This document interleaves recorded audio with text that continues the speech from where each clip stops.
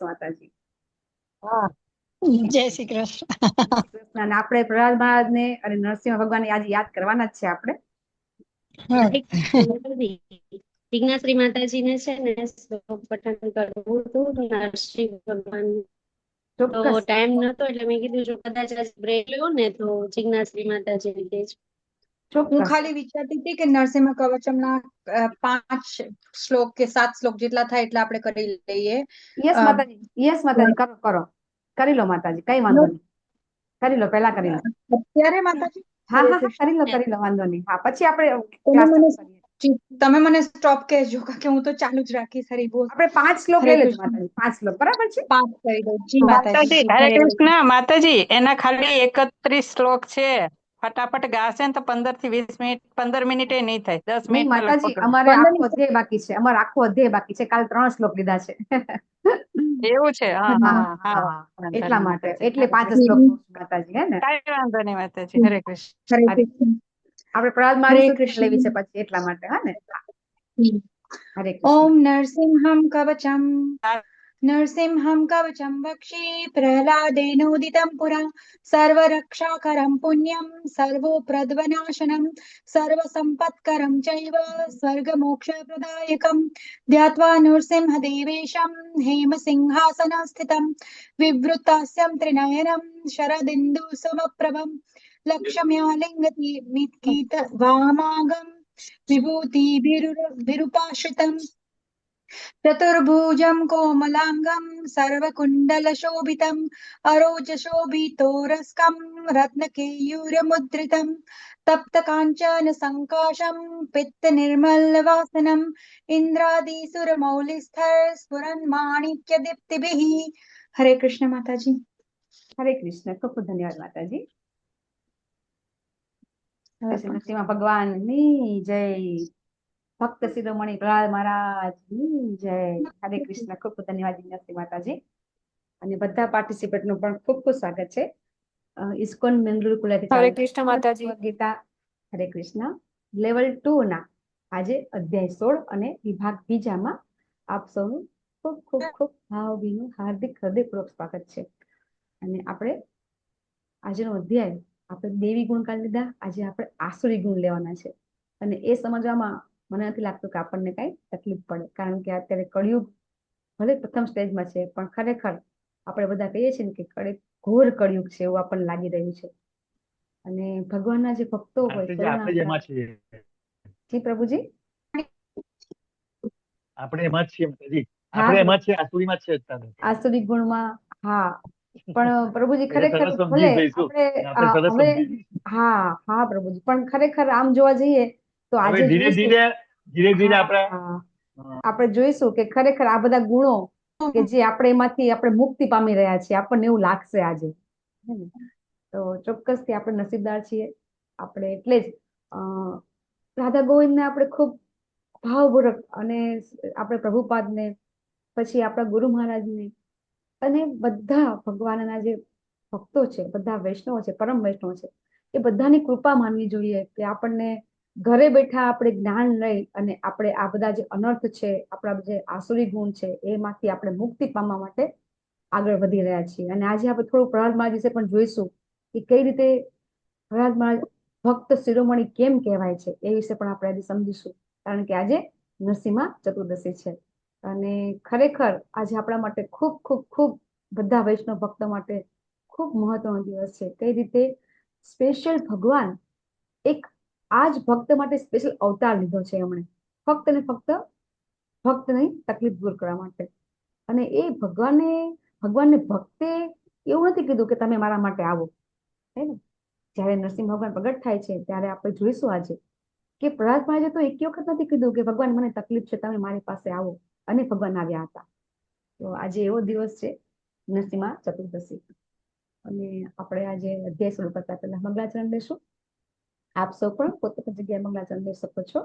મને આજે એક માતાજીનો ફોન આવ્યો હતો કે માતાજી મને મંગળાચરણ આવડી ગયું. તો મને બહુ જ આનંદ થયો કે મંગળાચરણ તો આપણને સૌથી પહેલા આવડવું જ જોઈએ, બધા ભક્તોને આવડવું જ જોઈએ. ઓમ અજ્ઞાનતિમિરાન્ધસ્ય જ્ઞાનાંજનશલાકયા चक्षुरुन्मिलितं येन तस्मै श्रीगुरुवे नमः। श्रीचैतन्यमनोभीष्टं स्थापितं येन भूतले स्वयं रूप कदा मह्यं ददाति स्वपदान्तिकम्। वन्देऽहं श्रीगुरु श्रीयुतपदकमलं श्रीगुरुं वैष्णवांश्च। श्रीरूपं साग्रजातं सागररघुनाथान्वितं तं सजीवं साद्वैतं सावधूतं परिजनसहितं श्रीकृष्ण चैतन्यदेवं श्रीराधा कृष्णपादान् सहगणललिता श्रीशाखान्वितांश्च।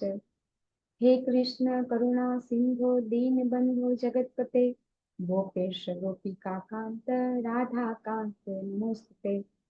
तप्त कांचन गौरांगी श्री राधे वृंदावनेश्वरी वृषभानुसुते देवी प्रणमामि हरिप्रिये। वाञ्छाकल्पतरुभ्यश्च कृपा सिन्धुभ्य एव च पतितानां पावनेभ्यो वैष्णवेभ्यो नमो नमः। अनंत अनंत कोटि वैष्णव जय जगत विश्ला प्रभुपाद जय। नमः ओम विष्णुपादाय कृष्ण प्रेष्ठाय भूतले श्रीमते भक्ति वेदांत स्वामिनिति नामिने। नमस्ते सरस्वती देवे गौरवाणी प्रचारिणे निर्विशेष शून्यवादी पाश्चात्य देश तारिणे। जय श्री कृष्ण चैतन्य प्रभु नित्यानंद श्री अद्वैत गदाधर श्रीवासादि गौर भक्त वृंद। हरे कृष्ण कृष्ण कृष्ण कृष्ण हरे कृष्ण कृष्ण हरे हरे हरे हरे हरे राम हरे हरे राम राम राम राम राम हरे राम हरे। हरे राम कृष्ण राम स्वागत છે આપ સૌનું। हरे हरे हरे कृष्ण परेश हरे हरे कृष्ण कृष्ण माताजी माताजी दंडवत दंडवत प्रणाम। सियल प्रणाम माताजी। दंडवत हरे हरे कृष्ण कृष्ण प्रणाम माताजी। मीनाबेन माताजी સરલા પટેલ માતાજી અલ્પા માતાજી અનિલ પ્રભુજી બધાનું ખૂબ ખૂબ ખૂબ સ્વાગત છે। લલિતમાં પ્રભુજી હરે કૃષ્ણ। આપણે ગઈકાલે અધ્યાય 16 અને એમાં ફક્ત આપણે ગઈકાલે લીધું હતું દેવી ગુણ અને આપણે ગોલોક ચાર્ટ લીધો અને એના કારણે આપણે અધ્યાયની અંદર આગળ વધી શક્યા નહીં। તો આજે આપણે નરસિંહ ચતુર્દશી છે તો દેવી અને આસુરી ગુણ બંને આ જે પ્રહલાદ મહારાજની કથા છે એમાં આવી જાય છે કે કઈ રીતે દેવી ગુણ જે આપણે ગઈકાલે જોયા જે અભયમ મેઇન ગુણ આપણે જોયો તો કયો જોયો તો મેઇન ગુણ અભયમ અને એ અભયમ ગુણ ખરેખર કોને કહેવાય તો એના માટે આપણે આજે પ્રહલાદ મહારાજની કથા ચોક્કસથી લેશું કે કઈ બહુ જો પ્રહલાદ મહારાજની કથા જૂની છે નવી તો છે નહીં ને પણ આજે હું જે તમને કહીશ કદાચ તમને લાગશે કે હા આ તો માતાજી આપણને નવું લાગ્યું। તો તમે જોશો કે ભાગવતમની અંદર ઘણા બધા ભક્તોની કથા છે ભગવાનના શુદ્ધ ભક્તોની કથા છે। બ્રહ્માજી નારદજી બરાબર પછી આપણે ધ્રુવ મહારાજ ધ્રુવ મહારાજ વિદુરજીની મહારાણી પછી કુંતી આ મહારાજ વક્તાસુર રાક્ષસ બરાબર ભગવાનનો ભક્ત હતો। ઘણા બધા ભગવાનના ભક્તોની કથા આપણને ભાગવતમાંથી મળે છે પણ તમે કદાચ માનો કે સૌથી વધારે શ્લોકો કવર કર્યા હોય અને સૌથી વધારે અધ્યાય આપ્યા હોય ને તો એ ફક્ત પ્રહલાદ મહારાજના છે। આખો સ્કંદ આપેલો છે વિચાર કરો તમે બરાબર કેટલું બધું એટલું વિચાર કરી કે ફક્ત પ્રહલાદ મહારાજનું કેટલું બધું ઇમ્પોર્ટન્સ છે। તો આપણને બધાને ખબર છે કે હિરણ્યાક્ષ અને હિરણ્યકશિપુ બંને ભાઈ હતા। હિરણ્યાક્ષ કેટલો બધો શક્તિશાળી હતો કે આખી પૃથ્વીને ડુબાડી દીધી હતી એને। એક મિનિટ હા કૃષ્ણ એક જ મિનિટ હા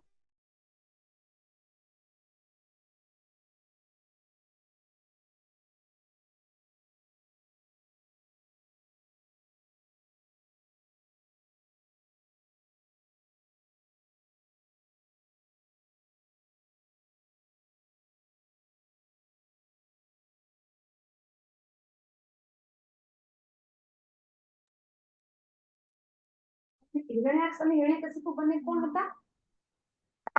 હિરણ્યાક્ષ અને હિરણ્યકશિપુ બંને ભાઈઓ કોણ હતા ભાઈઓ હતા ભાઈઓ માતાજી અને બંને। ખરેખર ખરેખર એ એમનો અવતાર શું કામ થયો હતો? જય અને વિજય, જય અને જય વિજય. વિજય, હે ને કે સનત કુમારે બંને શ્રાપ આપ્યો અને જય વિજયને બંનેને 3 વખત રાક્ષસ યોનિમાં અવતાર ધારણ કરવો પડશે. તો એ રીતે બંને રાક્ષસ શક્તિશાળી અને જ્ઞાની હતા. વિચાર કરો કે હિરણ્યાક્ષે પૃથ્વીને રસાતલમાં ઉછાળી દીધી તો કેટલો બધો શક્તિશાળી હશે. છતાં ભગવાનની વરાહ અવતાર લઈ અને એનો નાશ કર્યો. પછી હિરણ્યકશિપુ એનો નાનો ભાઈ હતો અને હિરણ્યકશિપુને શું થયું કે એનો મારો ભાઈનો મારે બદલો લેવો છે, બરાબર? અને એટલા માટે એને શું કર્યું? ખૂબ ઉગ્ર તપ કર્યું. અને તમે જુઓ ભાગવતમની અંદર હિરણ્યકશિપુ આપણને તો એવું હતું કે રાવણ જ બહુ જ્ઞાની હતો, પણ હિરણ્યકશિપુ પણ ખૂબ જ્ઞાની હતો.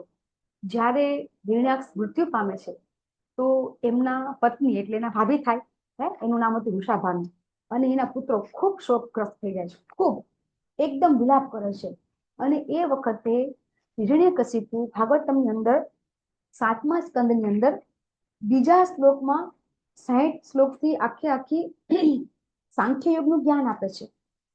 હિરણ્યકશિપુ છે એ 7મા સ્કંદની અંદર બીજા અધ્યાયમાં શું કે છે કે આ તમારું અજ્ઞાન છે, તમે દેહાત્મ ભાવમાં છો એટલે વિચારો છો કે હું કોણ છું, બીજાઓ આ કોણ છે, મારું શું થશે, બીજાનું શું થશે, બરાબર? અને પછી એ બધાને શાંત કરે છે, પોતાના ભાભીને અને એ પોતાના ભત્રીજાઓને જ્ઞાન આપે છે અને પછી એ લોકોને શાંત કરે છે. પછી પાછો પોતાના ભાઈનો બદલો લેવા માટે તપ કરવા લાગે છે. અને પછી એ તપથી આપણને બધી વાતની ખબર છે કે એનું શરીર ગળી જાય છે તોય ચિંતા થતી નથી.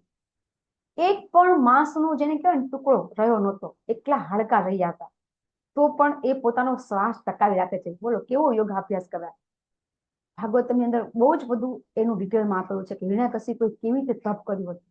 અને એ તપ થકી એના માથામાંથી અગ્નિ નીકળવા માંડ્યો અને એ અગ્નિ આખા ઉપરના બધા ગ્રહ સુધી પહોંચી ગયો, સ્વર્ગ સુધી પહોંચી ગયો અને બધા નાસીપાસ થઈ ગયા. અને પછી બધા બ્રહ્માજી પાસે જાય છે અને કહે છે તમારી તપ કરે છે, તમે એની પાસે જાઓ, એને વરદાન આપો.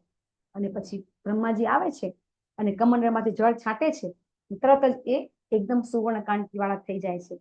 અને પછી ભગવાન પાસે, બ્રહ્માજી પાસે તો વરદાન માંગે છે. આપણે એ કથા તો કઈ નવી નથી. અને વિચાર કરો કે એ એટલો શક્તિશાળી હતો કે પૃથ્વી છે ને એ વરમણ માંગે ખૂબ અનાજ ઉત્પન્ન કરવા માંડ્યું. ખરેખર કેવું હોય, આપણે ભાગવતમાં બધી કથા આવે છે ને તેમાં કેવું આવે છે કે જ્યારે કોઈ રાજા સારો હોય ને તો એ વખતે પૃથ્વી છે એ ધન ધાન્યથી ભરપૂર હોય. આપણે એવી કથા જોઈ છે ને, યુધિષ્ઠિર મહારાજ હતા, રામ રાજ્ય હતું, ત્યારે પૃથ્વી છે એ ખૂબ સંપત્તિ આપતી હતી. ઓટોમેટિક એવું નહીં કે આપણે થોડું કામ કરીએ અને થોડું ફળ મળે, એવું નહીં. થોડું કામ કરીએ ને, થોડી ખેતી કરીએ તો પણ એ ફળ ફળાદી ખૂબ આપતું. વરસાદ ભરપૂર આવતો હતો, બધી ઋતુ એકદમ નિયમિત ચાલે.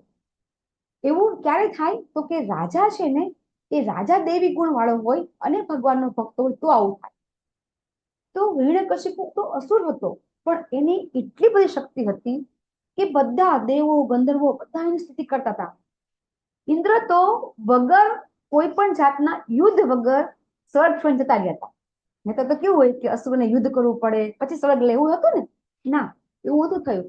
હિરણ્યકશિપુની બીકથી, ડરથી ઇન્દ્ર છે એ પોતે સ્વર્ગ છોડીને ભાગી ગયા હતા અને સીધા બ્રહ્માજી પાસે જતા રહ્યા હતા. તો એટલા બધા હિરણ્યકશિપુ એટલો શક્તિશાળી હતો. અને પૃથ્વી છે એ ધન ધાન્ય આપવા માંડી. પછી જે સમુદ્ર છે એ રત્ન ઉત્પન્ન કરવા માંડ્યા. એટલું બધું એનાથી બીક લાગવા માંડી. ગાયો ઓટોમેટિક દૂધ આપવા માંડી. વિચાર કરો તમે કે એનો પ્રભાવ કેટલો બધો હતો, એટલો હિરણ્યકશિપુ શક્તિશાળી હતો. અને પછી એ પોતે તપ કરે છે અને એમને વરદાન આપે છે બ્રહ્માજી. અને એટલે એ પોતે પોતાના જે બળના પ્રભાવે પછી આસુરી સ્વભાવ એનામાં હતો તો અસુરમાં જન્મ હતો અને આસુરી ગુણ છે એનામાં ડેવલપ થઈ જાય છે વધારે પડતા. અને પછી બધાને બધું તહસ નહસ કરી અને પછી પોતે બધાને આખા પ્રજાને જેને કહેવાય કે હાહાકાર કરાવી દે છે. અને પછી એમના ઘરે પ્રહલાદ મહારાજનો જન્મ થાય છે. તો પ્રહલાદ મહારાજનો જન્મ થાય છે તો એ તો પિતા તરીકે પ્રહલાદ મહારાજને ખૂબ પ્રેમ કરે છે. એવું નહોતું કે હિરણ્યકશિપુ પ્રહલાદ મહારાજને પ્રેમ નથી કરતા. પણ જ્યારે સૌથી પહેલા એ જ્યારે પ્રહલાદ મહારાજ 5 વર્ષના થાય છે અને 5 વર્ષના થાય એટલે શું કરે, એ બાળકને સ્કૂલમાં ભણવા મોકલે. એટલે સ્કૂલમાં ભણવા મોકલે છે. અને શુક્રાચાર્યના 2 પુત્ર શંડ અને અમર્ક એ બંને છે, એ બંને એના ગુરુ બને છે. અને ભણવા જાય છે. ભણીને પછી ઘરે આવે તો આપણે કેમ પિતા બાળકને પૂછે એમ ખૂબ પ્રેમથી માથે હાથ ફેરવતા ફેરવતા હિરણ્યકશિપુ પ્રહલાદને પૂછે કે તને સ્કૂલમાં તું ભણવા જાય છે તો તને શ્રેષ્ઠ શું લાગ્યું? તો ત્યારે પ્રહલાદ મહારાજ જે કહે છે કે સૌથી શ્રેષ્ઠ શું છે, તો કે ભગવાનની ભક્તિ. અને આવું સાંભળે છે એટલે હિરણ્યકશિપુ તો જેને કહેવાય ને કે ગરમ થઈ જાય છે. પણ એને એમ થયું કે જરૂરથી આ જે ગુરુ છે ને એનો વાંક હશે. તરત જ સંડ અમૃતને બોલાવે છે અને કહે છે કે તમે કેવું જ્ઞાન આપો છો મારા પુત્રને કે એ વિષ્ણુની વખાણ કરે છે. સંડ અમૃત કહે છે કે ના, એ ચોક્કસથી કોઈ એવા આપણા જે શત્રુ છે ને એ શત્રુઓ છુપાવેશે આવતા હશે અને એને આવું જ્ઞાન આપતા હશે. હવે અમે ધ્યાન રાખીશું. અને પછી સંડ અને અમૃત છે એ પ્રહલાદ મહારાજને કયું જ્ઞાન આપે છે? ધર્મ, અર્થ અને કામ. એટલે કે જે અર્થશાસ્ત્ર છે, બરાબર, એનું જ્ઞાન આપે છે. રાજનીતિનું જ્ઞાન આપે છે, કારણ કે રાજપુત્ર હતા, એને રાજ કરવાનું હતું ભવિષ્યમાં, એટલે એને રાજનીતિનું જ્ઞાન આપે છે. તો પ્રહલાદ મહારાજ એ બંનેને શું કહે છે ખબર છે કે તમારું જ્ઞાન તો એ ગ્રહણ કરી લે છે, કંઠસ્થ કરી લે છે. જે જ્ઞાન આપે છે બધું કંઠસ્થ કરી લે છે. એવું નહીં નથી ભણતા, બધું જ્ઞાન લઈ લે છે.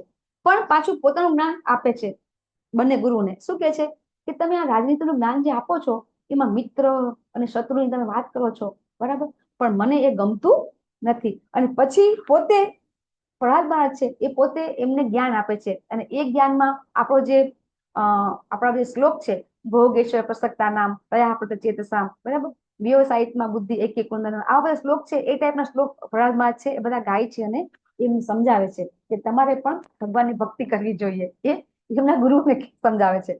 પછી તો એ ગુરુ બધા છે એ બંને જણા શું કરે છે કે ના ના, કે આપણે આવું ન કરી શકાય, કે આપણે તો અસુર છીએ અને અસુર છીએ તો અસુરોએ દેવોની ઉપાસના ન કરવી જોઈએ. આપણું કાર્ય શું છે કે આપણે તો આવી રીતે રાજ કરવાનું. અને ખૂબ સમજાવે છે પ્રહલાદ મહારાજને. પછી એમને થાય છે કે ના, પ્રહલાદ મહારાજ સમજી ગયા હશે. એમને તો એવું થાય છે કે પ્રહલાદ મહારાજ સમજી ગયા હશે.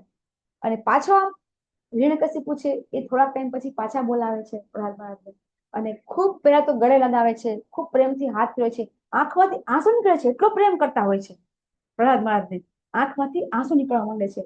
અને પછી પૂછે છે તો પ્રહલાદ મહારાજના શ્લોક આવે છે, ત્યાંથી શરૂઆત થાય છે. આપણે જે શ્લોક કાયમ બોલતા હોઈએ છીએ 7મા અધ્યાયના 5મા સ્કંદની અંદર 23 થી 24 શ્લોક આપણે બધા ગાતા હોઈએ છીએ. એ પ્રહલાદ મહારાજ એ હિરણ્યકશિપુને કહે છે. કયો શ્લોક છે? શ્રવણમ કીર્તનમ વિષ્ણુ સ્મરણમ પાદ સેવનમ સેવનમ અર્ચનમ વંદનમ દાસ્યમ સખ્યમ આત્મનિવેદનમ. નિવેદનમ. આ શ્લોક ગાય છે હિરણ્યકશિપુ પાસે. અને પછી શું કે છે કે ખરેખર આપણે શું કરવું જોઈએ કે આ નવધા ભક્તિ કરવી જોઈએ અને એમ કરી અને ભગવાન કૃષ્ણની સેવામાં જીવન સમર્પિત કરવું જોઈએ. હવે વિચાર કરો પછી હિરણ્યકશિપુનું શું થયું હશે, શું કર્યું હશે એમણે હિરણ્યકશિપુએ?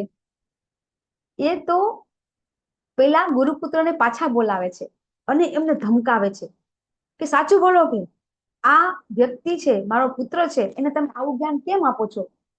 તો પછી સંત અમૃત કહે છે કે હે ભગવાન, એ તો હિરણ્યકશિપુને ભગવાન જ કહે, બરાબર, હે ભગવાન, સાચી વાત કહીએ અમે, આ તો એનામાં સ્વયં સ્ફુરિત ભક્તિ છે. તમે અમારા ઉપર આરોપ ન મૂકો, કારણ કે એ આરોપ એ છે ને એ વ્યક્તિને ઓટોમેટિક એનામાં જે ભક્તિ છે એ ઓટોમેટિક આવેલી છે, અમે કોઈ આપેલી નથી, અમે સાચું કહીએ છીએ. પછી હિરણ્યકશિપુ તો પ્રહલાદ મહારાજને એકદમ લાત મારી અને ધક્કો મારી અને આમ ફેંકી દે છે એને, કે તું તો મારા પરિવારનું કલંક છે. તો પણ પ્રહલાદ મહારાજ છે એ દુઃખી નથી થતા અને પિતાને ઉપદેશ આપે છે. અને એ ઉપદેશમાં એક ખૂબ સમજાવે છે પોતાના પિતાને કે ખરેખર આપણો ધર્મ શું છે, આપણું કર્તવ્ય શું છે. બહુ જ સરળ સમજાવે છે. પણ પ્રહલાદ મહારાજ હિરણ્યકશિપુ સમજવાને બદલે પ્રહલાદ મહારાજ ધમકાવે છે. અને પછી એ જે શું કહેવાય છે હિરણ્યકશિપુ છે, એક પણ યોજના નથી કે જે એના પુત્રને મારવા માટે બાકી રાખે છે. તો શા માટે પ્રહલાદ મહારાજને ભક્તના શિરોમણી કહેવામાં આવે છે, સરળતા જ કહેવામાં આવે છે? એનું કારણ એ છે કે આપણે એમ કહીએ છીએ કે આપણને થોડું બી તકલીફ પડે, થોડું દુઃખ પડે તો આપણે કહીએ છીએ આપણને કેટલું બધું દુઃખ છે, તો હું કાયમ બધા કોઈ બી ભક્તન સાથે કાઉન્સેલિંગ કરતી હોય તો હું કહું છું કે આપણને એવું દુઃખ તો નથી ને કે આપણા માતા પિતા અથવા તો આપણા ઘરના કોઈ બી માતા પિતા ન હોય તો ઘરના સભ્યો હોય, એ રોજ ઉઠીને આપણને મારવાનું કોઈ બી ષડયંત્ર કરે, એટલું દુઃખ તો નથી ને આપણને. તો પ્રહલાદ મહારાજ તો કેવું દુઃખ કે રોજ ઉઠે તો એના પિતા છે એ રોજ રોજ એને મારવાની કોશિશ કરે. આવું થતું હતું. અને આવું કર્યા પછી પણ હિરણ્યકશિપુ થાકી જાય છે. કેમ થાકી જાય છે? પ્રહલાદ મહારાજ મરતા જ નથી. પ્રહલાદ મહારાજ છે એમનો વાળ પણ વાંકો થતો નથી અને હિરણ્યકશિપુ થાકી જાય છે. અને પછી પાછા સંડ અને અમર્ક આવે છે અને શું કે છે, તમે ચિંતા ન કરો, અમે એને સંભાળી લેશું. બરાબર, હવે અમે અમારો છે ને અલગ હથિયાર અપનાવીશું. આપણે મારવાની કોશિશ તમે કરી રહ્યા છો એનાથી પણ વધારે તકલીફ અમે એને આપીશું અને જેથી કરીને એ છે એ સમજી જશે. અને એમ કરી અને સંદામર્ક છે પાછા એને ગુરુકુલમાં લઈ આવે છે. અને વિચાર કરો કે પ્રહલાદ મહારાજ ગુરુકુલમાં આવે છે તો શું કરે છે પછી? એ જે ગુરુકુલના જે બીજા વિદ્યાર્થીઓ હોય એને જ્ઞાન આપવા માંડે છે અને બધા વિદ્યાર્થીઓને ભગવાનના ભક્ત બનાવી દે છે. બધા શ્લોક, બહુ સરસ શ્લોક આવે છે, આખી કથા આવે છે કે કઈ રીતે ભગવાનના ભક્ત બધા બની જાય છે. પછી એ બાળકો છે એ બધા કે છે કે અલા, આપણે બધા હારે મોટા થયા છીએ, બરાબર, તમે પણ જ્ઞાન લો છો, હું પણ જ્ઞાન લઉં છું, આપણા ગુરુ પણ એક જ છે, તો અમને તો આવું જ્ઞાન નથી મળ્યું, તમને આવું જ્ઞાન ક્યાંથી મળ્યું? પ્રહલાદને એ બધા ભક્તો જે થઈ ગયા છે, બધા એના બધા સ્કૂલના જે મિત્રો હોય એ બધા કહે છે તમને આવું જ્ઞાન ક્યાંથી આવ્યું? તો પ્રહલાદ મહારાજને જ્ઞાન ક્યાંથી આવ્યું હતું? એમને તો કોઈ શીખવાડ્યું એ નહોતું. માતાના પેટમાં નારદ જ્યારે મુનિ, એની નારદ માતાના મુનિ. પેટમાં હતા ત્યારથી. કયાદુ માતા જયારે નારદ મુનિની સાથે નારદ નારદ મુનિ. ચલો, હા, સમજી ગયા. ચલો, નારદ નારદ મુનિએ, મુનિ. હા, ચલો, નારદ મુનિએ એમને જ્ઞાન આપ્યું હતું, બરાબર છે. તો ગુરુ. જે વખતે હું તમને હવે એક પાછી થોડી કથા કહું કે કઈ રીતે કે જયારે હિરણ્યકશિપુ તપ પર જતા રહ્યા એ વખતે કયાદુ ગર્ભવતી હતા અને તરત જ બધા દેવો છે એ કયાદુનું હરણ કરી જાય છે અને સ્વર્ગમાં લઈ જતા હોય છે. તો એ વખતે નારદજી આવીને કે છે કે આના ગર્ભમાં તો ભગવાનનો ભક્ત છે. તો ભગવાનનો ભક્ત તો ક્યારે થાય કે પછી નારદજી છે કયાદુને લઈ જાય છે આશ્રમમાં, પછી જ્ઞાન આપે છે, પછી ભક્ત થાય છે. સાચી વાત ને? કે જ્યારે નારદજી દેવો પાસેથી કયાદુને છોડાવે છે ત્યારે તો નારદજી એમ કે છે કે આના ગર્ભમાં તો ભગવાનનો ભક્ત છે. તો ભગવાનનો ભક્ત ત્યારે તો હતા જ નહીં પ્રહલાદ મહારાજ. જ્યારે કયાદુના ગર્ભમાં હતા ત્યારે ભક્ત નહોતા. પછી જ્યારે નારદજી કયાદુને પોતાના આશ્રમમાં લઈ જાય છે, પછી જ્ઞાન આપે છે કયાદુને અને પછી પ્રહલાદ મહારાજને જ્ઞાન થાય છે. હવે તમે મને કહો કે કઈ રીતે પ્રહલાદ મહારાજ ગર્ભમાં ભક્ત હતા? કારણ કે પછી જ્ઞાન મળે છે. તો નારદજી તો ભગવાનના ભક્ત છે એમ કે છે અને પછી જ્ઞાન આપે છે એમને. કેવી રીતે સમજી શકાશે? હરે કૃષ્ણ. પ્રશ્ન ખબર પડી ગઈ ને? હરે કૃષ્ણ. મારો પ્રશ્ન સમજી ગયા? પ્રશ્ન તો સમજાઈ ગયો પણ જવાબ નથી આવડતો. નારદજી એમ કે છે કે માતાજી ફરીથી ગયો હતો. જો જે વખતે નારદજી કયાદુને ઇન્દ્ર પાસેથી છોડાવે છે અને એમ કે છે કે આના ગર્ભમાં તો ભગવાનનો ભક્ત છે અને પછી દેવો શું કરે છે? નારદજી કે તો સાચું માની જાય અને પછી દેવો છે એ કયાદુની પ્રદક્ષિણા કરે છે અને જતા રહે છે. પછી નારદજી છે કયાદુને પોતાના આશ્રમમાં લઈ આવે છે અને પછી જ્ઞાન આપવાનું ચાલુ કરે છે અને પછી પ્રહલાદ મહારાજને ગર્ભમાં જ્ઞાન પ્રાપ્ત થાય છે. તો ભગવાનના ભક્ત પહેલા કેવી રીતે થયા?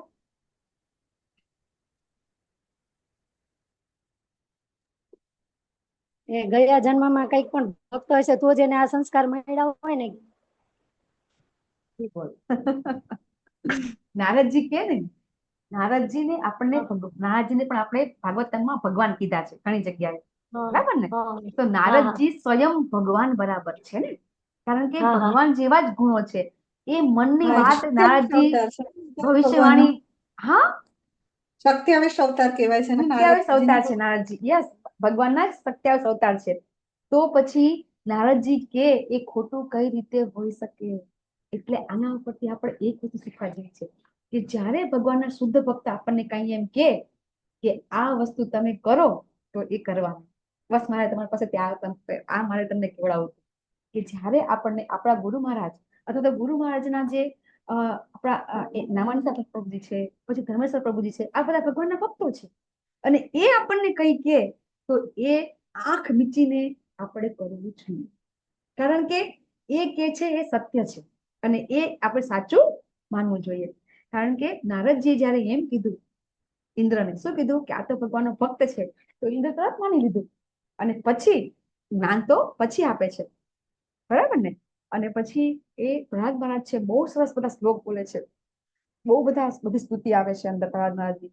અને પછી બધા જે એના મિત્રો છે એ બધા માની જાય છે કે હા સાચી વાત છે. અને પછી પ્રહલાદ મહારાજને ઉપદેશ આપે છે. પ્રહલાદ મહારાજને બહુ સરસ ઉપદેશ આપે છે. પ્રહલાદ મહારાજ એમના ગુરુપુત્રને ઉપદેશ આપે છે, હિરણ્યકશિપુને આપે છે, પછી એના મિત્રોને પણ આપે છે.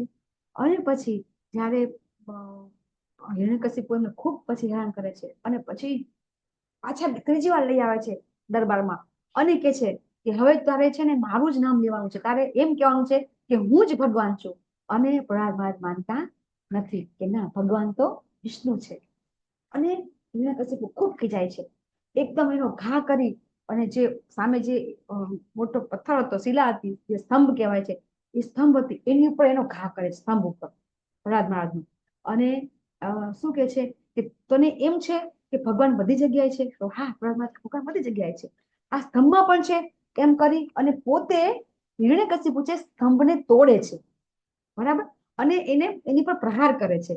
અને પછી ભગવાન નરસિંહ ભગવાન છે પ્રગટ થાય છે. બોલો નરસિંહ ભગવાનની જય.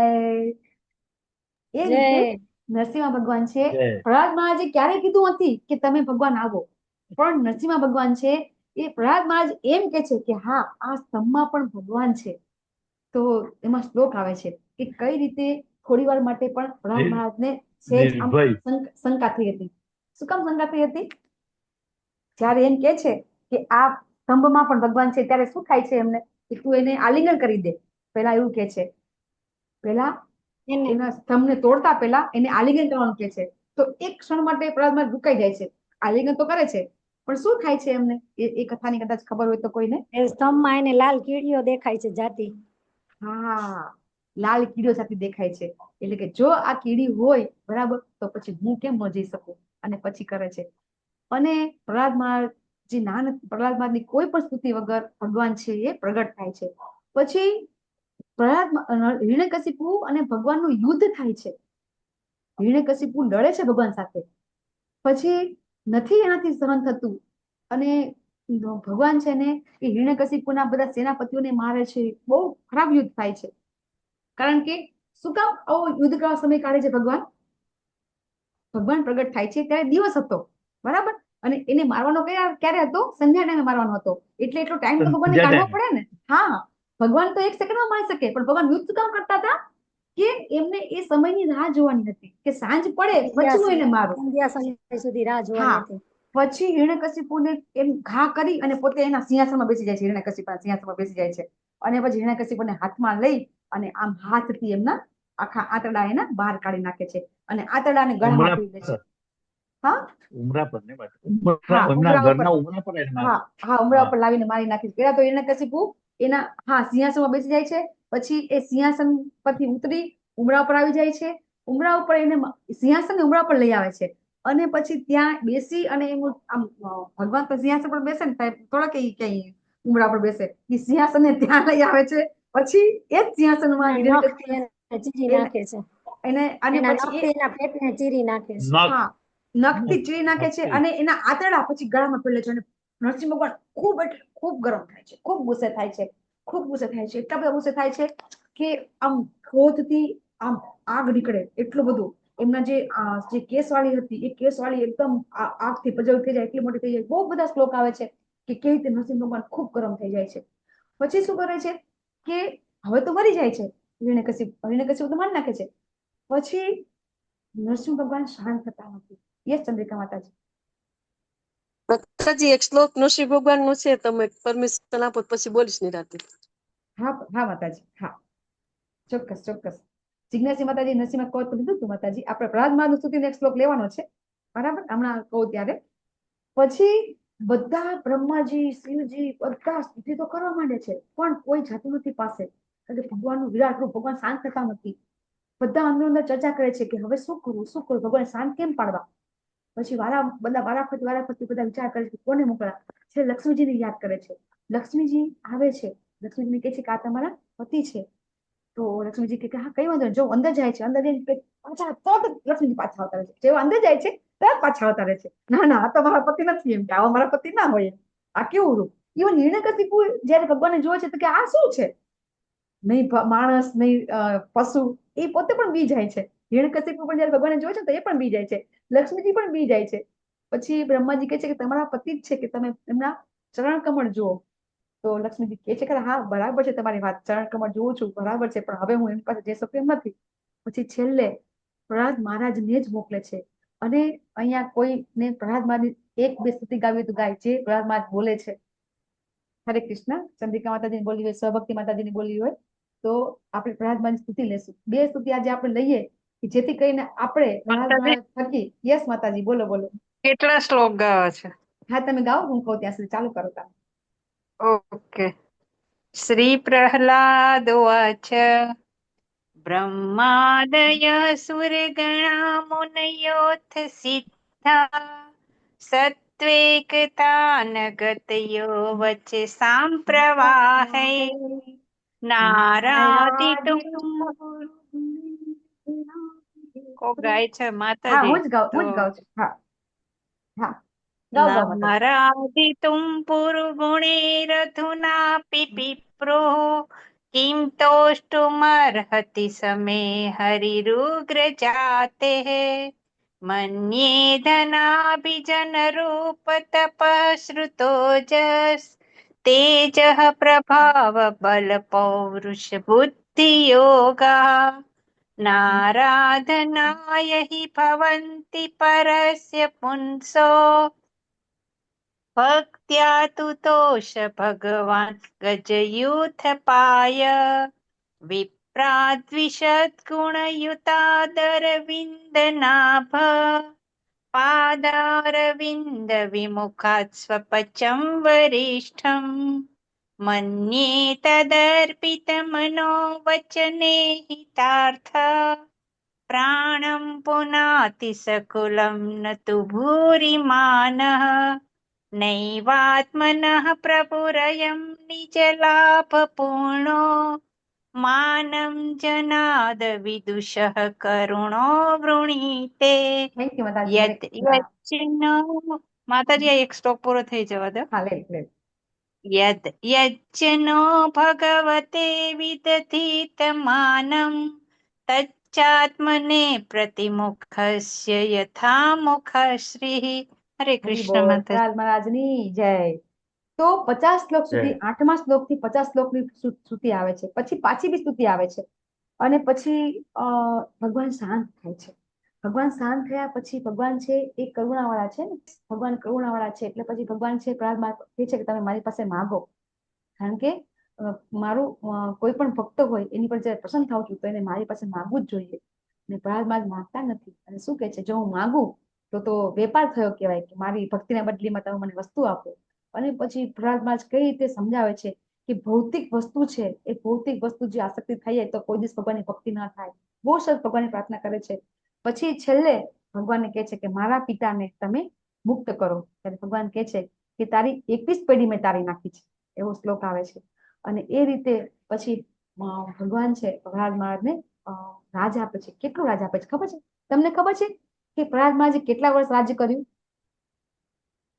ધ્રુવ મહારાજે તો 36 વર્ષ રાજ કર્યું હતું, બરાબર? અને પ્રહલાદ મહારાજે કેટલું રાજ કર્યું હતું? પ્રહલાદ મહારાજ નામ પાડે છે. 31 કે 35,000 વર્ષ. 31 કે 35,000 વર્ષ એવું મને લાગે છે. ઓકે, બીજા કોઈને ખબર હોય તો? હરે કૃષ્ણ. હરે કૃષ્ણ.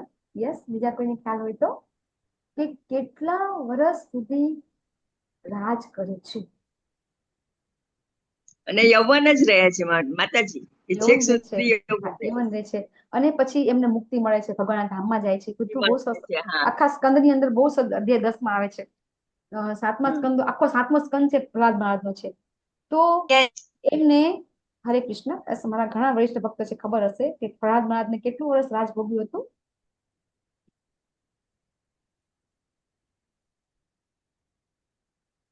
હરે કૃષ્ણ. લલિતમાં પ્રભુજી, સહભક્તિ માતાજી, આપણે બધા તો વાંચેલું છે. ભાગવત. કદાચ 60,000 વર્ષ છે માતાજી, બહુ યાદ નથી, 60 કે 61 એવું કંઈક છે, બહુ મગજમાં નથી અત્યારે. ઓકે મને ઓકે 35 નો ખ્યાલ છે, માતાજી ખબર નથી. હરે ઓકે ઓકે. તો અધ્યાય 9 ની અંદર દસમા અધ્યાયની અંદર ભગવાન એક મન્વંતર સુધી, કેટલું? એક મન્વંતર. અચ્છા, એક મન્વંતર એટલે કેટલા યુગ થાય? કેટલા વર્ષ થાય? એક મન્વંતર 71 ચતુર્યુગ થશે ને? 71 ચતુર્યુગ. હરિ બોલ આરતી માતાજી.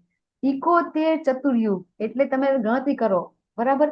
એક કળિયુગ, દ્વાપર, ત્રેતા, સતયુગ ભેગા થાય એટલે એક દિવ્ય યુગ થાય, બરાબર? આવા 71 દિવ્ય યુગ થાય એટલે એક મન્વંતર થાય. તો ભગવાન એમને જ્યાં સુધી મનુ ભગવાનનું આયુષ્ય પતી ન જાય ને, એટલે કે આ જે મિની પ્રલય ન થાય ને, ત્યાં સુધી એમને રાજ આપ્યું. એટલે વિચાર કરો કેટલા વર્ષ આપણે ગણતરી કરી શકાય. જેની પાસે કેલ્ક્યુલેશન હોય કેલ્ક્યુલેટર ગણી નાખે કેટલા વર્ષ થયા. તો આટલું બધું 30 રાજ છે. કરોડ દેખાડે છે માતાજી. દેખાય છે ને? 71 ચતુર્યુગ, 30 કરોડ વર્ષ. હા, એટલા વર્ષ સુધી એમણે રાજ 300 કર્યું. મિલિયન વર્ષ બતાવે છે માતાજી, 300 મિલિયન વર્ષ. યસ યસ યસ માતાજી, બરાબર. તો વિચાર કરો કે ભગવાન છે એ જ્યારે ભક્ત કઈ નથી માંગતો ને, એક બહુ સરસ શ્લોક પ્રહલાદ બોલે છે કે જો હું તમારી પાસેથી કઈ વસ્તુ માંગી લઉં ને, તો પછી હું એ ભોગવવાને મારી ઈચ્છા થઈ જાય. પણ જો ભગવાન આપે ને આપણને કોઈ વસ્તુ, આપણે સમજો કે જ્યારે આપણે ભગવાનના ભક્ત બની જઈએ ને, તો પછી આપણી જ્યારે બહુ ઐશ્વર્ય ભગવાન ઈચ્છા હોય ને, તો ભગવાન આપણને ઐશ્વર્ય ભોગવવાની આપણને તક આપે જ છે. એક બહુ સમજવા જેવી વસ્તુ છે કે પહેલા આપણે શું કરવાનું છે? પહેલા ભગવાનના ભક્ત બનવાનું છે. પણ ઊંડે ઊંડે પણ આપણી ઈચ્છા હોય કે હા, મારે થોડુંક ઐશ્વર્ય ભોગવવું છે, તો ભગવાન એ આપણને તક આપે છે, આપે છે અને આપે જ છે. પણ પહેલા શું કરવાનું છે? આપણે પહેલા એ ઐશ્વર્ય ભગવાન આપશે, પણ આપણી ઈચ્છાથી નહીં. જ્યારે ભગવાન એમની ઈચ્છાથી આપે છે ને, તો પછી એ ઐશ્વર્ય છે એ દિવ્ય ઐશ્વર્ય બની જાય છે, કારણ કે એમાં ભગવાનની કૃપા હોય છે. આપણી ઈચ્છાથી આપણને ભગવાન આપે ને, એ વસ્તુ આખી અલગ છે. અત્યારે આપણે ભક્તિ કરીએ ભગવાનની, બરાબર? તો ભગવાન આપણી ભૌતિક ઈચ્છાઓ ચપટીમાં પૂરી કરશે, પણ એના માટે ખરેખર ભક્તિ કોને કહેવાય એ આપણને ખબર હોવી જોઈએ, અને ભક્તિ એટલે શું એ પણ ખબર હોવી જોઈએ. અને પછી આપણે ઈચ્છા કરીશું તો ભગવાન ચપટીમાં પૂરી કરશે. આ મારો ઘણા બધા ભક્તોનો અનુભવ છે. કોઈ એમ કે વિષ્ણુ ભગવાનની ભક્તિ કરે એ દરિદ્ર બને છે. ના, શરૂઆતમાં હંમેશા ભગવાન છે એ ભગવાન આપણી પોતાની ઈચ્છાઓ છે એ પૂરી કરે છે. પણ એના માટે આપણે એ ખરેખર જે આપણે 12મા ચેપ્ટરમાં જોઈએ છે કે કઈ રીતે એક 1 by 1 સ્ટેપ પ્રમાણે આપણે ભક્તિ કરીએ, એ રીતે ભક્તિ કરીએ ને, તો ચોક્કસથી ભગવાન આપણી સુખ સુવિધા આપણી ભગવાન પૂરી કરે છે. કારણ કે ભગવાન શું કહે છે કે તમે બીજા પાસે તો નથી જતા ને. જો ચોક્કસથી અનન્ય ભક્તિ, એક ને એક વિશ્વાસ, ભગવાન સિવાય બીજા કોઈની ભક્તિ નહીં, ત્યારે ભગવાન છે આપણી ઈચ્છા છે પૂરી કરે છે. યસ મીનાક્ષી માતાજી. હરે કૃષ્ણ. આજે આપણે હવે આસુરી ગુણ લેશું. દિવ્ય ગુણ આપણે કાલે જોઈ લીધા. હવે ભગવાન કે છે કે દંભ, દર્પ, માતાજી, હરે હા, કૃષ્ણ બોલો. માતાજી, હરે કૃષ્ણ. હા, બોલો બોલો. હા, હવે ઈ છે ને ભગવાન એવું કહે છે કે ભૂખે મારું ભોંયસું વાળું, ઉપરથી મારું માર, એમ છતાં પણ મને નવ તજે તો કરી દઉં ની હાલ. અરે ભાઈ, ક્યાંથી લઈ આવ્યા માતાજી? ભગવાન અહીંયા આપણને હવે સમજાવે છે કે આસુરી પ્રકૃતિ વાળા લોકો કેવા હોય. તો એ લોકો દંભી હોય, અભિમાની હોય. દર્પ એટલે અભિમાન, એટલે કે આપણે કહે છે ને રાવણને પણ અભિમાન હતું. તો રાવણને અભિમાન હતું કારણ કે એની પાસે થોડું ઘણું હતું, બરાબર? હોય અને કંઈક કરે એને એટલે વધારે માન, અભિમાન કહેવાય. પણ કાંઈ ન હોય ને અને આપણે કંઈક કરીએ ને દેખાવ, એને કહેવાય દર્પ. દર્પ અને અભિમાનમાં થોડોક જ ફેર છે. ઘણી જગ્યાએ આપણે એવું પણ સમજ્યા છીએ કે જ્યારે કંઈ ન હોય અને અરે કરે ને તો અભિમાન કહેવાય છે. ઘણી વખત એવું પણ સમજાવે છે. પણ મેં જ્યારે હમણાં વાંચ્યું તેની અંદર એવું સમજાવવામાં આવ્યું કે જ્યારે આપણે એમ કહેતા હોય છે કે અભિમાન તો રાજા રાવણનું પણ રહ્યું નહોતું. આપણે નથી કહેતા? આપણે કહીએ છીએ ને કે અભિમાન તો રાજા રાવણનું પણ નહોતું રહ્યું. તો એને કારણ કે રાજા રાવણની પાસે તો વિદ્યા પણ હતી, સંપત્તિ પણ હતી, બધું હતું ને, હતું, અને એ અભિમાન કરતો હતો. એટલે હોય અને કરે એને અભિમાન કહેવાય, પણ જે ન હોય એને કરે ને એને કહેવાય ગર્વ. પછી ક્રોધ, કઠોરતા અને અજ્ઞાન, આ વસ્તુ છે એ આસુરી ગુણ છે. આપણે આસુરી ગુણ છે એ આસુરી ગુણ એક સાથે લઈ લઈએ, બરાબર? ભગવાન શું કહે છે કે જે દિવ્ય ગુણ હોય ને એ મોક્ષ તરફ લઈ જાય, અને આસુરી ગુણ છે એમાં આપણે બંધનમાં બંધાઈએ. બંધનમાં બંધાય એટલે શું? આપણે અલગ અલગ જન્મમાં ફરતા રહીએ, સદ સદયોની જન્મશું. ભગવાન કહે છે ને કે જ્યારે આપણે 3 ગુણોની અંદર હોય અને એ આપણું બંધન છે. બંધન એટલે હવે સમજી જવું જોઈએ. બંધન શાનું હોય આપણું? બંધન કોનું હોય આપણને? આ વસ્તુ હવે 14મું અધ્યાય આવી ગયું એટલે આપણને એ યાદ રાખવાનું. 14મો અધ્યાય આપણે હંમેશા દરેક જગ્યાએ યાદ રાખવાનો છે કે બંધન ફક્ત ને ફક્ત 3 ગુણોનું જ થાય છે. હા, અને એ 3 ગુણો છે ને એ 3 ગુણો જ આપણને સારા અને ખરાબ કરિયર કરાવે છે, બરાબર?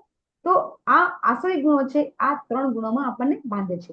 ભગવાન કહે છે કે હે અર્જુન, તું ચિંતા ન કરીશ, તું તો દિવ્ય ગુણો સાથે જન્મેલો છે. માં શુચઃ સંપદમ દેવીમ અભિજાતો અસી પાંડવ. હે પાંડવ, હે અર્જુન, તું તો દેવી ગુણો સાથે, દેવી સંપદા એટલે દેવી ગુણો સાથે તું જન્મ્યો છે. તો હવે આપણે સમજવાનું કે આ બધા ગુણોનું વર્ણન ભગવાન કરી રહ્યા છે એ કોના માટે કરી રહ્યા છે? આપણા બધા માટે. હા, ત્યારે દ્વાપર યુગની અંદર પણ અસુરો હતા જ, ત્રેતાયુગમાં પણ હતા, સતયુગમાં પણ હતા. તમે વિચાર કરો કે સતયુગની અંદર કોઈ પણ વ્યક્તિ જન્મ લે, બરાબર, તો સતયુગમાં આપણું આયુષ્ય કેટલું હતું? 1 લાખ વર્ષનું, બરાબર ને? સતયુગની અંદર આયુષ્ય હતું 1 લાખ વર્ષનું. હિરણ્યકશિપુ નિર્ણાયક ક્યારે થઈ ગયા?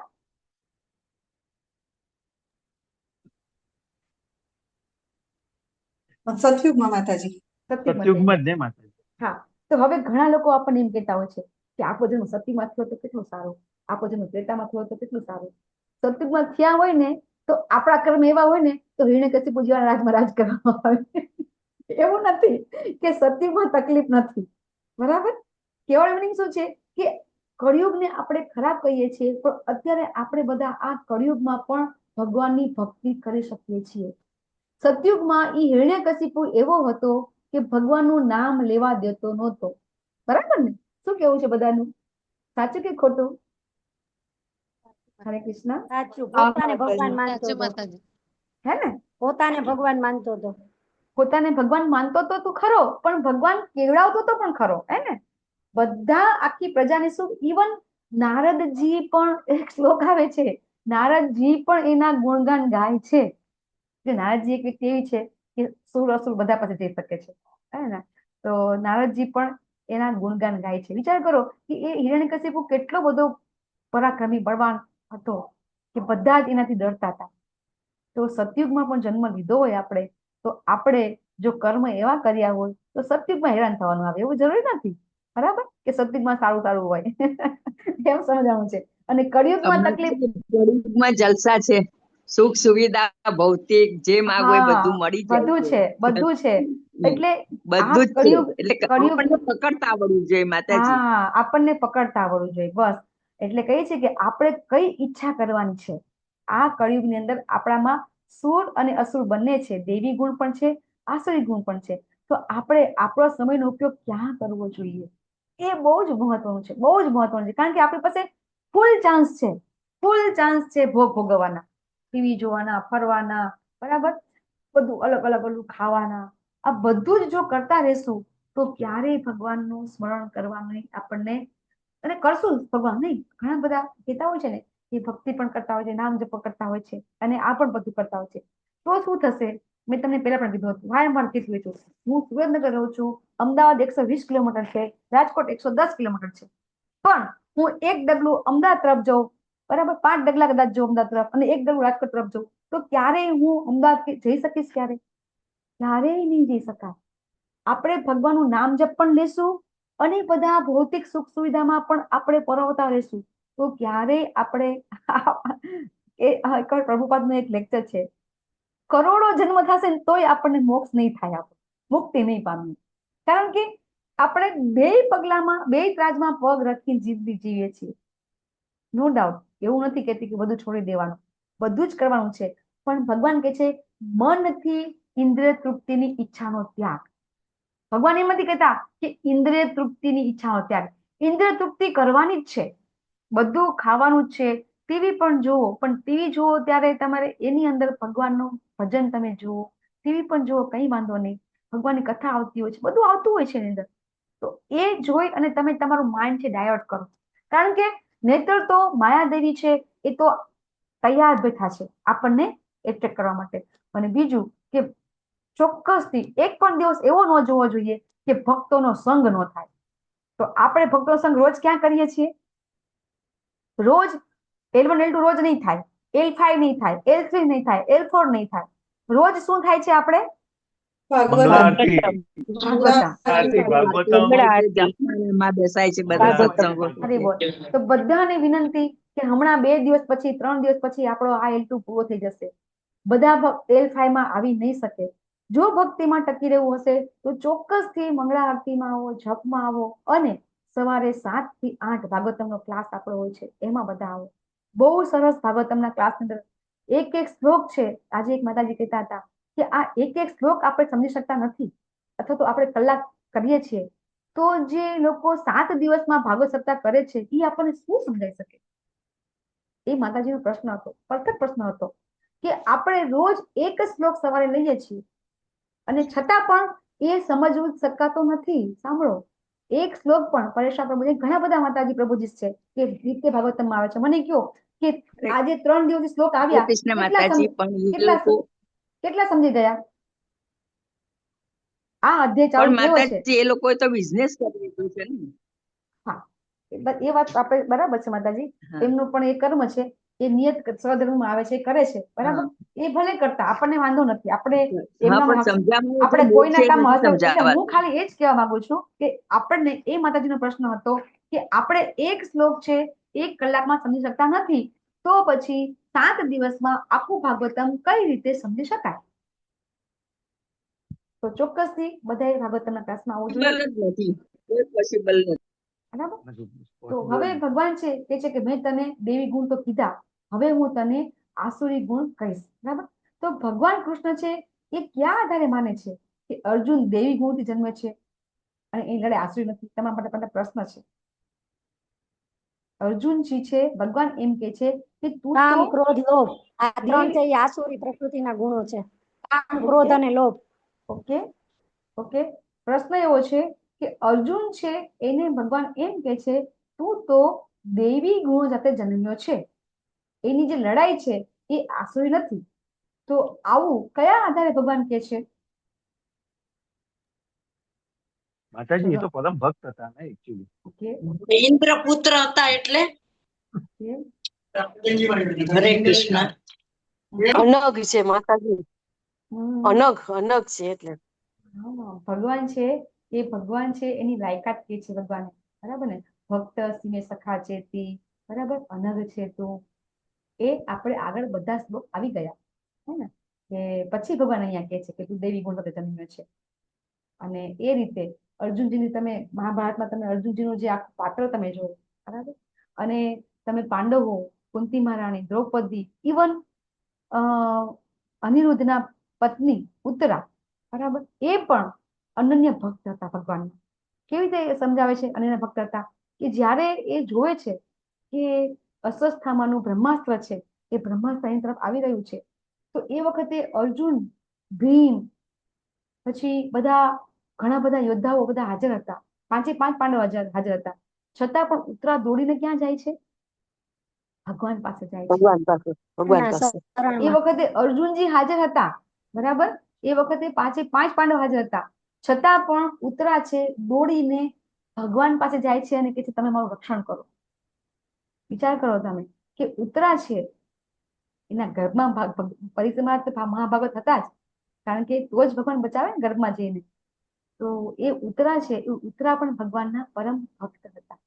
અને એટલે ભગવાનને ખબર છે કે એ લોકો બધા દેવી ગુણ સાથે જન્મ્યા છે, કારણ કે એ દેવી છે. બીજું કે અર્જુનજી છે એ ભગવાન સાથે જ નર નાન રૂપે આવે છે ને, આપણને બધાને ખબર છે કે અર્જુનજી છે ભગવાન સાથે એ પેલો રાક્ષસ હતો, દંભોદર રાક્ષસ, એને મારવા માટે ભગવાન છે એ નરના રૂપે આવ્યા હતા ને, ભગવાન અને અર્જુનજી. તો ભગવાનને તો બધી ખબર જ હોય ને, કારણ કે ભગવાન છે એ તો ભગવાન છે. ભગવાન આગળ કહે છે ને કે હું ભૂત ભવિષ્ય વર્તમાન બધું જાણું છું, બરાબર. વર્તમાન ચંદ્રિકા માતાજી યાદ છે? વેદાહમ સમતીતાની વેદાહમ સમતીતાની વર્તમાનાની ચ અર્જુન ભવિષ્યાની ચ ભૂતાની. પછી મામ ભવિષ્યાની ચ વેદતુ કશ્ચન ભૂતાની મામ મામ વેદન વેદતુ કશ્ચન. હા, એમાં ભગવાન કહે છે ને હું તો બધું જાણું છું. એટલે ભગવાન છે, એટલે ભગવાન કહે છે કે તું દેવી ગુણ સર્જનીય છે. હવે હું તને આસુરી ગુણ વિશે સમજાવું છું.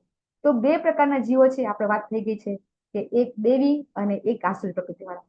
તો સુર અને અસુર, સુર કોને કહેવાય અને અસુર કોને કહેવાય? ગુણો પ્રમાણે બરાબર છે, પણ વ્યાખ્યા કરવી હોય તો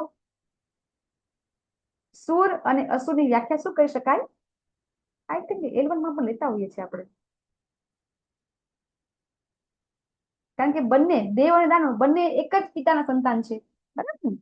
દેવ અને દાનવ, સુર અસુર બંને એક જ. તો વ્યાખ્યા શું કરી શકાય? સુર અને અસુર વ્યાખ્યા કરો. ઘણા બધા જૂના ભક્તો છે, શું કહેવાય, L5 વાળા પણ છે. શાસ્ત્રોક્ત ને માને, ભગવાન ને માને એ સુર, જે ન માને એ અસુર. હરી બોલ. હરે કૃષ્ણ. ભગવાનમાં થેન્ક યુ બાબાજી. ભગવાનના સુરમાં સુર પુરાવે એ સુર, અને જે સુર ન પુરાવે અસુર. સમજો છે હરે ને? કૃષ્ણ. શાસ્ત્ર વિરુદ્ધ નું માતાજી કાર્ય કરે તે અસુર કહેવાય ને? હા, પણ અહીંયા સુર અને અસુર આપણે શબ્દ પ્રમાણે જઈએ ને માતાજી, શશી માતાજી, શબ્દ પ્રમાણે, બરાબર. તો જે ભગવાનના સુર પુરાવે અથવા તો ભગવાનની વાતને આપણે કહીએ ને કે ધર્મ તું સાક્ષાત ભગવત પ્રણીતમ, ભગવાન જે કે છે એ ધર્મ છે. તો જે ભગવાનની વાત માને એ બધા સુર, ભગવાનની વાત ન માને એ અસુર. તો આપણને સુર કેવા કે અસુર કેવા? જો ગુણોની વાત અલગ છે, ગુણો તો બરાબર છે કે બધા ગુણો છે તો આપણામાં અડધા અડધા ગુણ હોય છે, આય હોય ને આય હોય. પણ આપણે આપણી જાતને સુર ને અસુર કેવડાવવું હોય કે આપણે સુર છીએ કે અસુર છીએ, તો એક જ વસ્તુ સમજવાની છે કે ભગવાન જેટલું જેટલું કે છે એ જો આપણે માનીએ તો આપણે સુર, ભગવાન જે કે છે ન માનીએ તો આપણે અસુર. ખ્યાલ આવી ગયો ને? કે ભગવદ ગીતામાં ભગવાન જે પણ કઈ કે છે, બરાબર, એ બધું ભગવાન તો કે છે કે માં સૂચ કેટલી જગ્યાએ કે છે તું ડરીશ નહીં, બરાબર, મારી વાત પર વિશ્વાસ રાખ, ન સંશય ન સંશય. પણ ભગવાન વારંવાર કેમ કહેવું પડે છે? કારણ કે આપણે માની શકતા નથી, એટલે ભગવાન વારંવાર કહે છે. તો જ્યારે આપણે સુર છીએ, આપણે તો કહીએ છીએ કે એક જ વ્યક્તિમાં દેવ અને દાનવ બને છે. તો હવે આપણી જાતને આપણે દાનવ સાબિત ન કરવું હોય અને સુર સાબિત કરવું હોય તો એક જ રસ્તો છે, ભગવાન કે છે એ માનવું, એટલે આપણે સુર થઈ ગયા. અઘરું છે, બહુ અઘરું છે આટલું માનવું. પણ ભગવાન કે છે કે આસુરી લોકો હોય છે ને એને ખબર નથી હોતી કે શું કરવું ને શું ન કરવું. તો મધ્યમાં પણ આવશે આ બધા ડિટેલમાં, બરાબર. એ લોકો નથી પવિત્ર હોતા, નથી એમનું આચરણ સારું હોતું, કારણ કે એ લોકો શાસ્ત્ર વિરુદ્ધનું જ કર્મ કરતા હોય, અને એટલે સત્યતા, પવિત્રતા બધું એમનામાં શુદ્ધતા કોઈ હોતી નથી. પછી આસુરી ગુણવાળા જે હોય છે એ લોકો અશુદ્ધ હોય, અયોગ્ય વર્તન હોય, એટલે એ લોકોનું જે આચરણ છે ખરાબ હોય, કોઈ સાચું બોલે જ નહીં, અસત્યને સત્ય સાબિત કરી દે એવા એ લોકો હોય છે. તમે જોજો અત્યારે આપણા કળીમાં આપણને બહુ જોવા મળશે કે ઘણા લોકો પોતે ખોટા હોય છે છતાં પણ પોતે પોતાને સાચા સાબિત કરી દેતા હોય છે, કરી દેતા હોય છે. આપણે જોતા હોઈએ છીએ, ઘણી જગ્યાએ જોતા હશું આપણે કે આ બધા લોકો છે એ પોતાની ખોટી વાતને સાચી કરી દેતા હોય છે. તમને કોઈ અનુભવ હોય તો તમે કહી શકો છો કે કઈ રીતે ઘણા લોકો છે તમારી સામે જ, આપણી સામે જ ખોટી વાતને સાચી સાબિત કરી દેતા હોય તો તમે કહી શકો છો. પછી એ લોકો શું કહેતા હોય છે, આ જગત મિથ્યા છે, એનો કોઈ આધાર નથી, કોઈ નિયંતા નથી, બરાબર.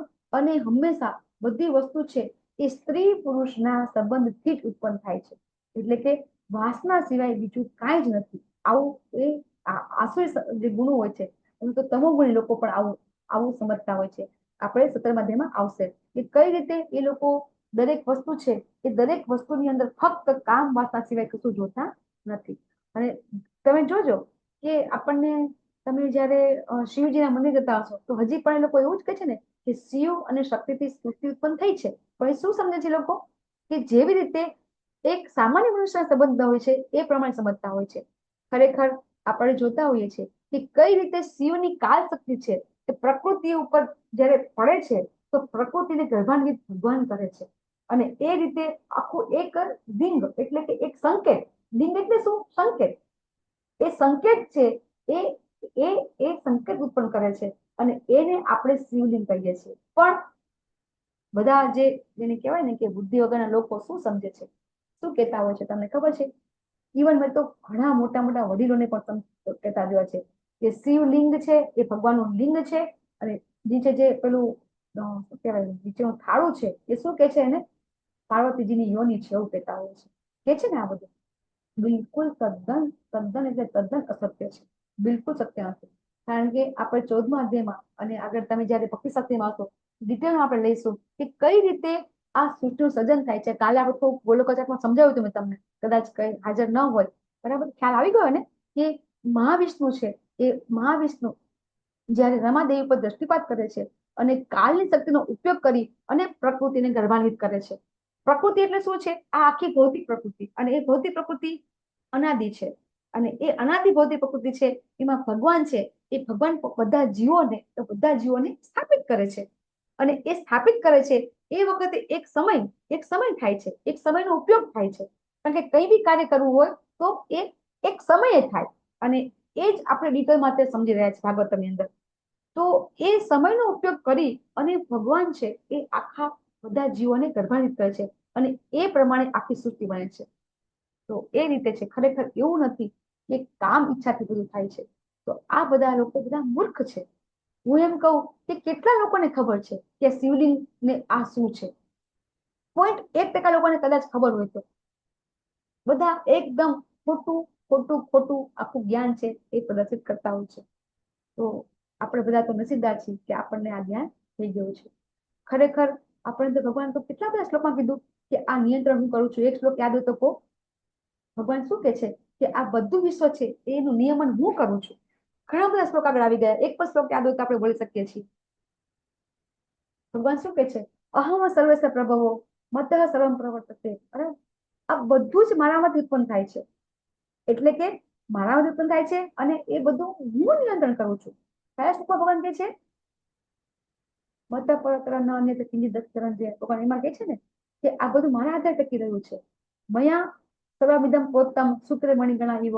પછી ગામા વિસર્જી ભૂતાની. ભગવાન શું કે છે કે આ બધા જે ગ્રહો છે એને હું ધારણ કરું છું. તો નિયંતા ભગવાન છે. પણ આવા જે આસુરી લોકો હોય છે, બુદ્ધિ વગરના, મૂર્ખ, અને પ્રભુપાદ એને કેવા કે છે? એકદમ મૂઢા. એવા લોકો છે, એવા લોકોને આ ખબર પડતી નથી. અને પછી એ લોકો કેવા કાર્ય કરે છે કે જેથી કરીને આખા જગતના બધા જ લોકો પરેશાન થાય. આ તમે જોઈ રહ્યા છો ચિત્રની અંદર કે કેવી સાયન્ટિસ્ટો શોધ કરવા માટે આ પૃથ્વીને આખી એને કહેવાય ને કે ખોદી નાખે છે. પછી એ લોકો અલગ અલગ ગ્રહમાં જાય છે. મંગળ ગ્રહમાં, ચંદ્રમાં.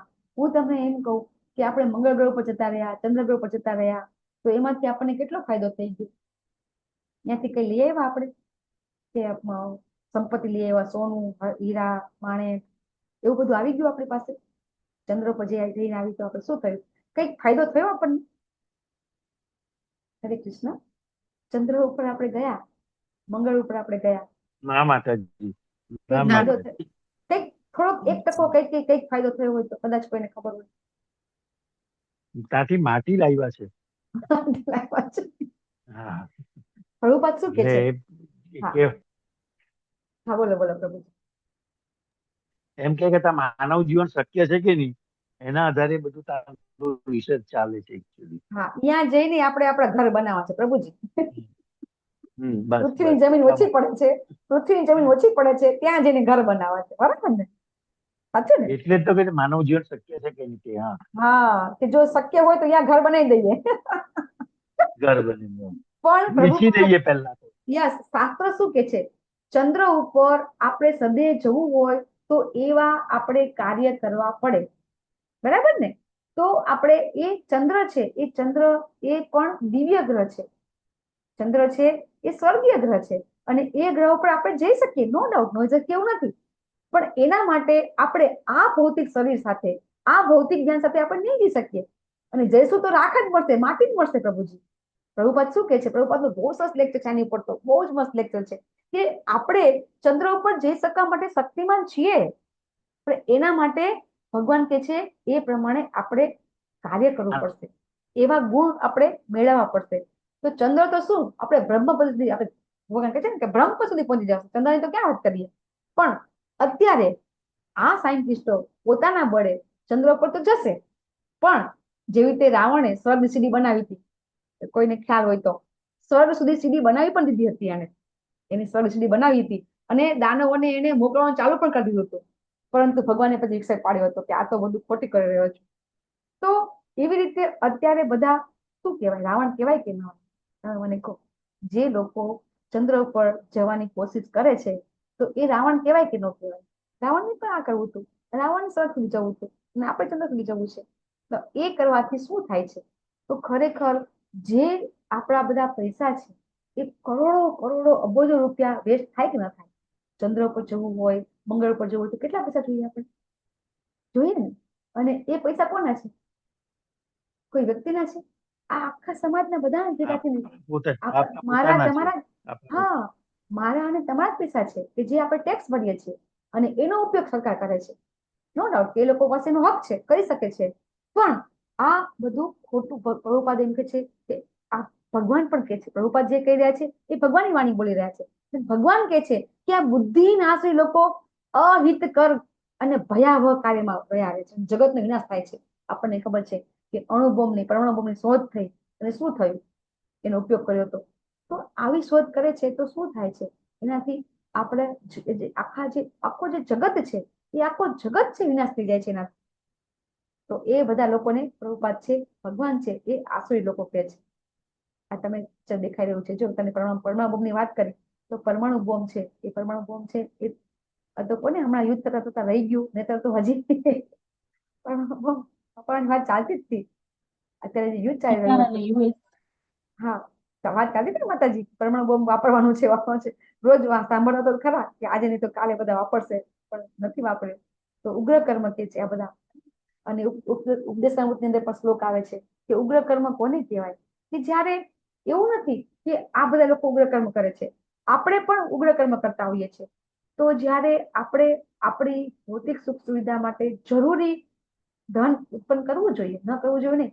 પણ એક વખત એક લેક્ચરમાં એવું કે છે કે જ્યારે આપણે મૃત્યુ પામીએ છીએ, અને મૃત્યુ પામતી વખતે આપણી પાસે જેટલી પ્રોપર્ટી હોય છે ને, એ પ્રોપર્ટી આપણી પાસે જેટલી હોય, તો જેટલી પ્રોપર્ટી વધી આપણી પાસે, અને એ પ્રોપર્ટી કમાવામાં આપણે જેટલો સમય કાઢ્યો ને, એ બધો વ્યર્થ છે. તેનું નામ નથી યાદ આવતું, બહુ સરસ સમજાવે છે કે કઈ રીતે આપણે આપણી ભૌતિક સંપત્તિ પણ આપણે રાખવી જોઈએ. ન રાખવી જોઈએ નથી કહેતા કે ચલો આપણે રાખીએ છીએ બધા સંપત્તિ, પણ જ્યારે આપણું મૃત્યુ થાય અને વખતે આપણે જે પ્રોપર્ટી મૂકીને જઈએ છીએ, લઈ તો જવાના નથી સાથે આપણે, તો એ પ્રોપર્ટી જો આપણે પોતે પ્રોપર્ટી અર્ન કરેલી હોય, આપણે પેદા કરેલી હોય, આપણે મહેનત કરીને આપણે ઉત્પન્ન કરેલી હોય, આપણે એને કમાઈ લીધા હોય, તો એમાં એવું કહેવામાં આવે છે કે એટલો સમય આપણે ખોટો વ્યર્થ કર્યો છે. તો એ સમય ખરેખર આપણે ક્યાં કરવો જોઈએ? આપણો આત્મ સાક્ષાત્કાર કરવામાં આપણે કરવો જોઈએ. એવું એક લેક્ચરમાં સાંભળ્યું હતું મેં. અને પછી આસુરી લોકો કેવા હોય છે કે એ લોકો જે સુખ છે, પ્રહલાદ મહારાજનો એક શ્લોક છે, એમાં પ્રહલાદ મહારાજ પોતે કહે છે કે બધા ભૌતિક લોકો છે એ આ એક ક્ષણિક સુખ માટે થઈ અને આખું પોતાનું જીવન છે બરબાદ કરી નાખે છે. બહુ શ્લોક હતો, વાંચેલો હતો. પ્રહલાદ મહારાજ પોતે, પ્રહલાદ મહારાજ તો 5 વર્ષના હતા, અને એ આવો શ્લોક કે છે કે એક ક્ષણિક સુખ માટે થઈ, ક્ષણિક સુખ માટે થઈ અને મનુષ્ય છે એ પોતાનું જીવન છે બરબાદ કરે છે. પ્રહલાદ મહારાજ પણ કહે છે જે આ ભગવાન કહી રહ્યા છે. તો પ્રહલાદ મહારાજને કેટલું બધું જ્ઞાન હતું કે આપણે એક વખત આપણે વચ્ચે વાત હતી કે વીજળીના ચમકારા જેવું આપણું આયુષ્ય છે, કે જે પાનબાઈ કે છે, ગંગા સતી કે છે કે વીજળીના ચમકારે મોતીડા પરવો પાનબાઈ. ગંગા સતી પાનબાઈને જ્ઞાન આપે છે કે આપણું જીવન છે એ વીજળીના ચમકારા જેવું જ છે. કઈ ક્ષણે મૃત્યુ થશે એ તો બરાબર છે કે ભાઈ આપણને ખબર નથી કે આપણું મૃત્યુ કઈ ક્ષણે થશે, ક્યારે થશે, પણ એ સિવાય પણ આપણું જીવન છે એ કીડી મકોડા જેવું જ છે. કઈ રીતે કીડી મકોડા જેવું છે? ખરેખર આપણને એમ છે કે આપણું 100 વર્ષનું આયુષ્ય છે, પણ આપણા આચાર્ય સમજાવે છે, આપણને ભગવાન સમજાવે છે, ભાગવતમાં ભરી ભરી નાખ્યું છે કે આપણને એમ છે કે આપણું આયુષ્ય 100 વર્ષનું છે, પણ એ તો ક્ષણિક આયુષ્ય છે. નો ડાઉટ કે આપણે મરી જશું ગમે ત્યારે નક્કી નથી, પણ છતાં પણ આ 100 વર્ષનું આયુષ્ય પણ ક્ષણિક છે. કેવી રીતે આપણે ક્ષણિક કહેતા હોઈએ છીએ? આપણું આયુષ્ય 100 વર્ષનું ખરું બ્રહ્માજીની કમ્પેરિઝનમાં. હરિબોલ. જ્યારે આપણે બ્રહ્માજીનું આયુષ્ય જોઈએ તો આપણને ખબર પડે કે આપણું આયુષ્ય તો જેવી રીતે વરસાદના એક રાત્રે જે મકોડા કીડી મકોડા જે ઉત્પન્ન થાય છે અને સવારે મરી જાય છે એટલું આયુષ્ય આપણું છે. તો એ રીતે સ્વર્ગના દેવી દેવતાનું આયુષ્ય પણ એવું મોટું નથી, કારણ કે એ લોકોનું આયુષ્ય આપણા કરતા થોડું વધારે છે. એ લોકો પણ અમર નથી, થોડું વધારે આયુષ્ય છે. અને અમર એટલા માટે છે, ઘણા લોકો એમ કહેતા હોય કે સ્વર્ગમાં તો આપણે દેવી દેવતાનું યુદ્ધ થયું હતું અને પછી અમૃત કળશ મળ્યો હતો અને દેવો અમર બની ગયા હતા. તો ખરેખર એ જે કળશ હતો એ ધન્વંતરી દેવતા લઈને આવ્યા હતા, બરાબર ને? તો એ કળશ ખરેખર શું હતો? આપણે ભાગવતમાં લેતા હોઈએ છીએ. કળશમાં શું હતું ખરેખર? અમૃત. એને કોને કીધું અમૃત? એને હરે કૃષ્ણ, કોઈને ખબર હોય તો. શું પૂછ્યું તમે? જ્યારે દેવ દાનવનું યુદ્ધ થાય છે અને પછી દેવો હારવા માંડે છે, કારણ કે શુક્રાચાર્ય પાસે પેલા શિવજી પાસે શુક્રાચાર્ય મંત્ર લીધો હતો, બરાબર ને?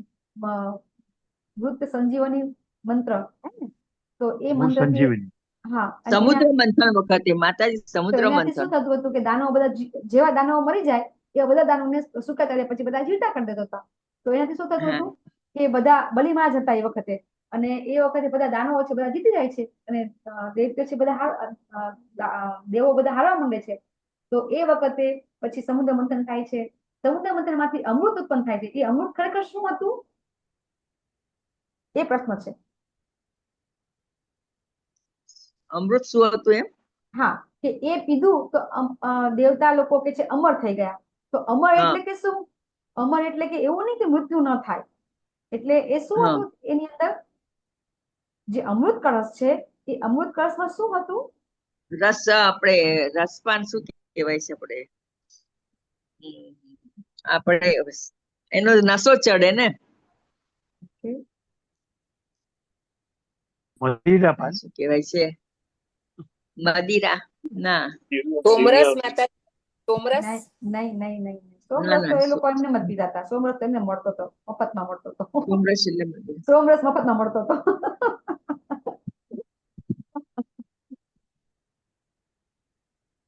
એ ધન્વંતરી એટલે કે એવી આયુર્વેદિક જડીબુટ્ટી. ધન્વંતરી. હા, કે એનાથી એની અંદર એવું દ્રવ્ય બનાવેલું હતું કે જેનાથી આયુષ્ય લાંબુ અને નિરોગી, કોઈ પણ જાતના રોગ વગર, કોઈ પણ જાતની તકલીફ વગર આપણે જીવન જીવી શકાય, એને કહેવાય અમરત્વ. અમરત્વ એટલે કે જેવી રીતે કીડી મકોડાને એમ થાય, બરાબર ને, કે જે કોઈ ચોમાસામાં જે કીડી મકોડા જે ઉત્પન્ન થતા હોય, સવારે મૃત્યુ થતા હોય, તો એ લોકો શું થાય કે આ મનુષ્ય તો છે ને આ કે અમર છે. એ લોકોને એમ થાય, શું થાય? મનુષ્ય કેવા છે? અમર છે એવું લાગે. જેવી રીતે આપણને એમ થાય છે કે દેવી દેવતાઓ અમર છે. નો ડાઉટ આપણા કરતા સુખ સામ્રાજ્ય, સમૃદ્ધિ, ઐશ્વર્ય બધું વધારે છે અને આયુષ્ય પણ આપણા કરતા વધારે છે અને આપણા કરતા એ લોકો નિરોગી છે. તમે લોકો મહર્ષિ ચ્યવનની સ્ટોરી સાંભળે છે? કથા ક્યારેક લઈશું આપણે. તમે ચ્યવનપ્રાશ સાંભળે? ચ્યવનપ્રાશ એ ખરેખર ચ્યવનપ્રાશ શું છે? ચ્યવન ઋષિ કોણ હતા? એની કથા પછી આપણે ક્યારેક લઈશું. એની પરથી ખબર પડશે કે અમૃત એટલે શું. તો અહીંયા હવે આસુરી માનસિકતા લોકો કેવું હોય, આપણે બધા આ બધું આપણને લાગુ પડે છે કે કોઈ વ્યક્તિ પાસે એમ થાય કે મારી પાસે આટલું ધન છે તો કાલે હું થોડુંક વધારે લઈશ, ભવિષ્યમાં વધારે થશે, બરાબર? આજે મારો શત્રુ હતો, મેં એને મારી નાખ્યો, બરાબર? કાલે બીજા શત્રુમાં મળી જશે. તો આ રીતે બધાને દરેક વસ્તુના સ્વામી બનવું છે. યુદ્ધ શું કામ થાય છે? યુદ્ધ શું કામ થાય છે? એટલે તો થાય છે કે આજે એક દેશ એમ કે છે કે મારી પાસે આટલો વિસ્તાર છે, કાલે મારો વિસ્તાર વધી જશે, બરાબર, પછી આજે આ શત્રુને હું મારી નાખીશ, કાલે આ દેશ જીતી નાખીશ. શું કરે છે? અલગ અલગ દેશ ઉપર કંટ્રોલ કરવા માંગે છે. એટલે કે સ્વામી, ભોગતા, હું જ ભોગતા બનું, હું જ સુખી બનું. કે એક થોડીક વિશિષ્ટ ભાવના, વિસ્તાર. પ્રભુપાદ સમજાવે છે કે જ્યારે કોઈ દેશનો કોઈ પ્રમુખ હોય, એ પોતાના દેશ માટે એમ વિચાર કરે કે મારા દેશ માટે વિસ્તાર કરવો, પણ એ થોડીક વિસ્તૃત ભાવના થઈ ગઈ. આસક્તિ કેવી થોડીક વિસ્તૃત, એટલે કે ને કે જેવી રીતે આપણે કોઈ પાણી હોય, પાણીની અંદર કોઈ કલરનું ટીપું નાખીએ તો કેમ ધીમે ધીમે સ્પ્રેડ થાય, એમ વિસ્તૃત, એમ કે પોતાની આસક્તિ કહેવાય આને, ભોગતા વાળી આસક્તિ, બરાબર, વિસ્તૃત આસક્તિ કહેવાય. અને એનાથી શું થાય છે? એ લોકોને પોતાની પ્રતિષ્ઠા વધે છે. કારણ કે કોઈ એક દેશનો, આજે આપણે અમેરિકાની વાત કરીએ તો અમેરિકાની પ્રતિષ્ઠા વધે છે ને અત્યારે, કારણ કે શું કે છે? જો એને ઈરાનને હરાવી દીધું, ઈરાન નમી ગયું, કહેતા હોય છે ને. તો ઈરાન નમી ગયું એટલે શું કે અમેરિકા તો શ્રેષ્ઠ થઈ ગયું, પણ એમાંથી નામ કોનું થયું? પ્રેસિડેન્ટનું.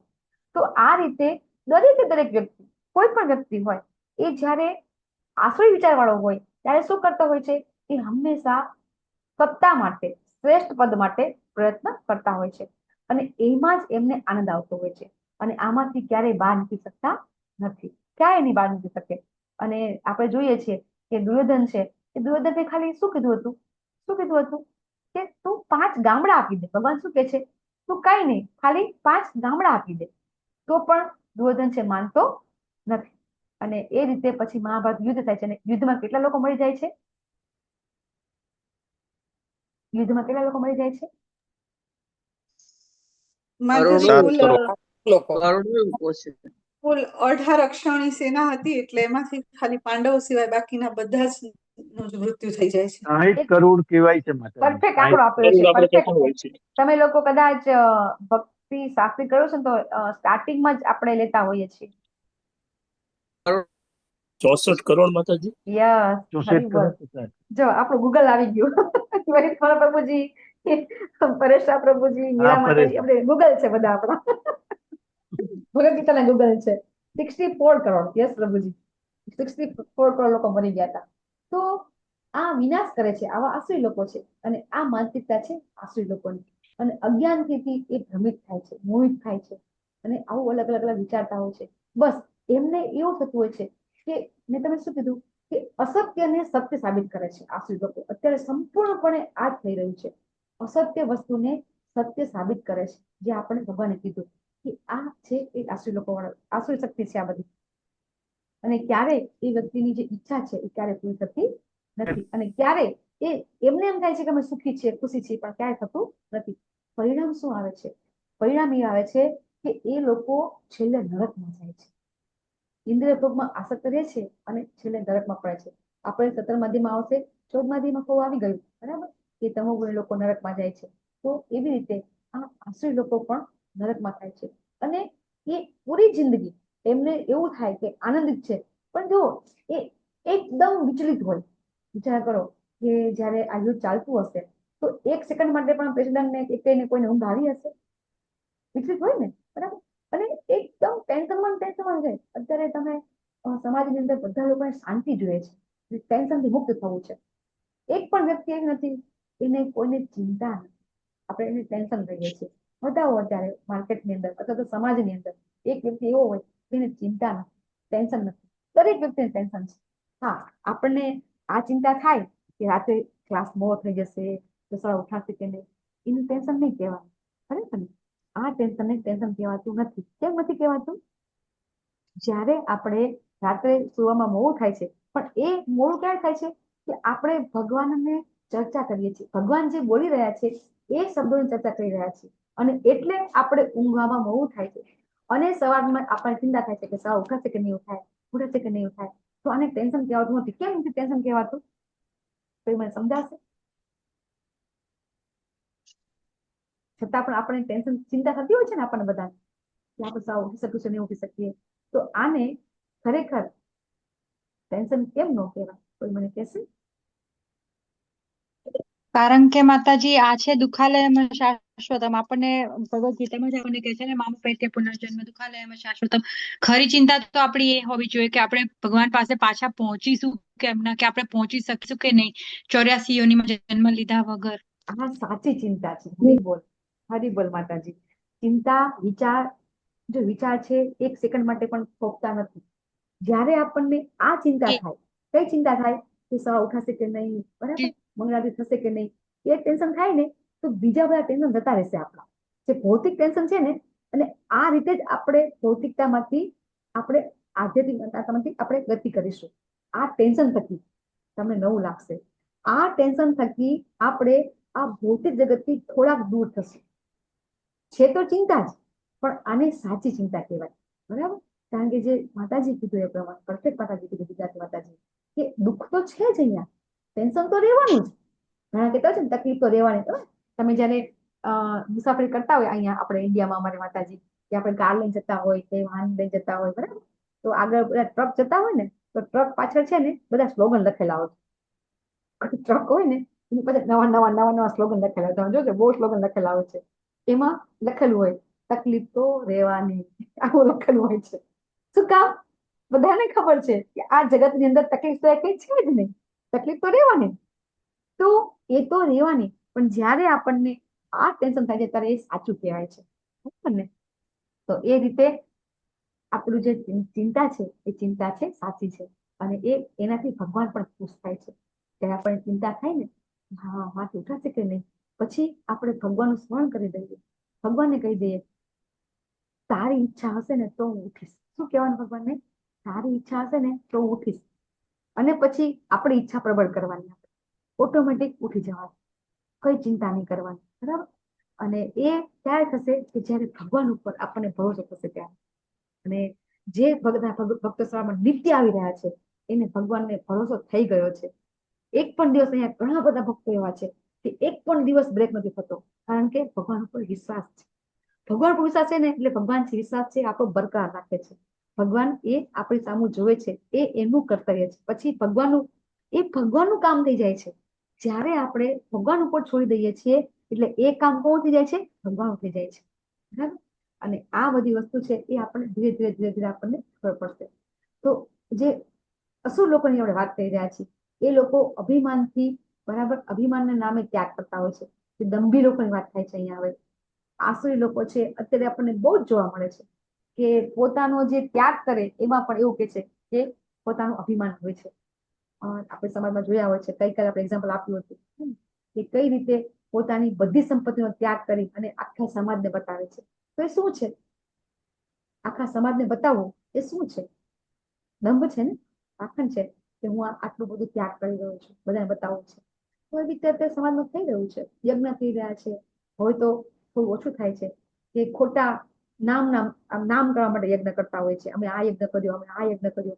પછી યજ્ઞ કરાવી અને પછી એમાં જે મેઇન જે અત્યારે તો છે ને સમૂહ લગ્ન બહુ થતા હોય છે, એને પણ યજ્ઞ જ કહેવાય. અને સમૂહ લગ્ન ની અંદર શું હોય છે ખબર છે? કે કોઈ મેઇન વ્યક્તિ હોય કે જે સૌથી વધારે દાન આપતું હોય યજ્ઞ કરવા માટે, અને પછી એનું નામ આવે, અને એ નામ આવે તેનું નામ થાય, બરાબર ને, પ્રતિષ્ઠા થાય. એટલે ભગવાન કહે છે કે આવા બધા યજ્ઞ છે એ બધા પાખંડી આસુરી લોકો આવું કરતા હોય છે. પછી મિથ્યા અહંકાર, બળ, દર્પ, કામ, ક્રોધથી મોહિત થઈને આ બધા છે ને એ બધા શું કરતા હોય છે? ભગવાનની ઈર્ષા કરે છે. આ આપણે અત્યારે તો આપણે સમજ્યા કે આપણને અત્યારે ભગવાન નથી, પણ જયારે આપણે ભગવાન હતા ત્યારે આપણને ખબર છે કે કેટલા લોકો ભગવાનને ભગવાન માનતા હતા. તો ભગવાનનું એક્ઝામ્પલ કોનું આપ્યું છે? આપણે 1 લેવલમાં પણ લેતા હોય છે. એક્ઝામ્પલ કોનું છે અહીંયા? શિશુપાલ. કે એ ભગવાનની ખૂબ ઈર્ષા કરતો હતો, બહુ જ ઈર્ષા કરતો હતો. અને એ રીતે ભગવાન છે એને જયારે એ પોતે 100 ભૂલ કરે છે અને પછી ભગવાન એને ગળું કાપીને મારી નાખે છે. અને ત્યાંથી આપણે જયારે વાત ચાલુ થઈ હતી કે જયારે ભગવાન છે શિશુપાલને મારે છે તો શિશુપાલનું પેટ છે એ ભગવાનમાં સમાઈ જાય છે, બરાબર ને. અને પછી યુધિષ્ઠિર મહારાજ છે એ પ્રશ્ન કરે છે કે કઈ રીતે આવું શક્ય બને કે કોઈ જે વ્યક્તિ છે એ ભગવાન ઈર્ષા કરતો હોય છતાં ભગવાન એને કેમ પોતાના સમાઈ દે? તો જે પ્રહલાદ મહારાજની જે આપણે કથા કરી એ ભાગવતમાં એ કથા કોણ કોને સંભળાવે છે? કોઈને ખબર છે? પ્રહલાદ મહારાજની કથા બધી આખું ભાગવતમ છે, એક વ્યક્તિ બોલે છે, બીજા સાંભળે છે. તો ભાગવતની કથામાં આ જે કથા આવે છે પ્રહલાદ મહારાજની કથા, એ કોણ કોને કહે છે? એટલે બધે કોઈ પહોંચ્યા નહીં હોય એટલે ખબર નહીં હોય. સુખદેવજી પરીક્ષિત મહારાજની. ઓકે, એ તો કથા, એક કથા તો ચાલુ જ હોય છે. યસ,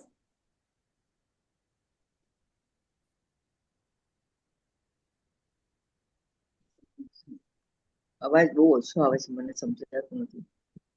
નારદ ભાગવતમની મુનિ અંદર પ્રહલાદ, યસ, નારદ મુનિ, યસ, નારદ મુનિ કોને કહે છે? અ, યાદ નથી આવતું માતાજી. નારદ મુનિ યાદ, એની નારદ ઉવાચ એ હા, શ્લોક નારદ, આવે છે ને. હા, નારદ મુનિ છે ને યુધિષ્ઠિર મહારાજને કહે છે માતાજી.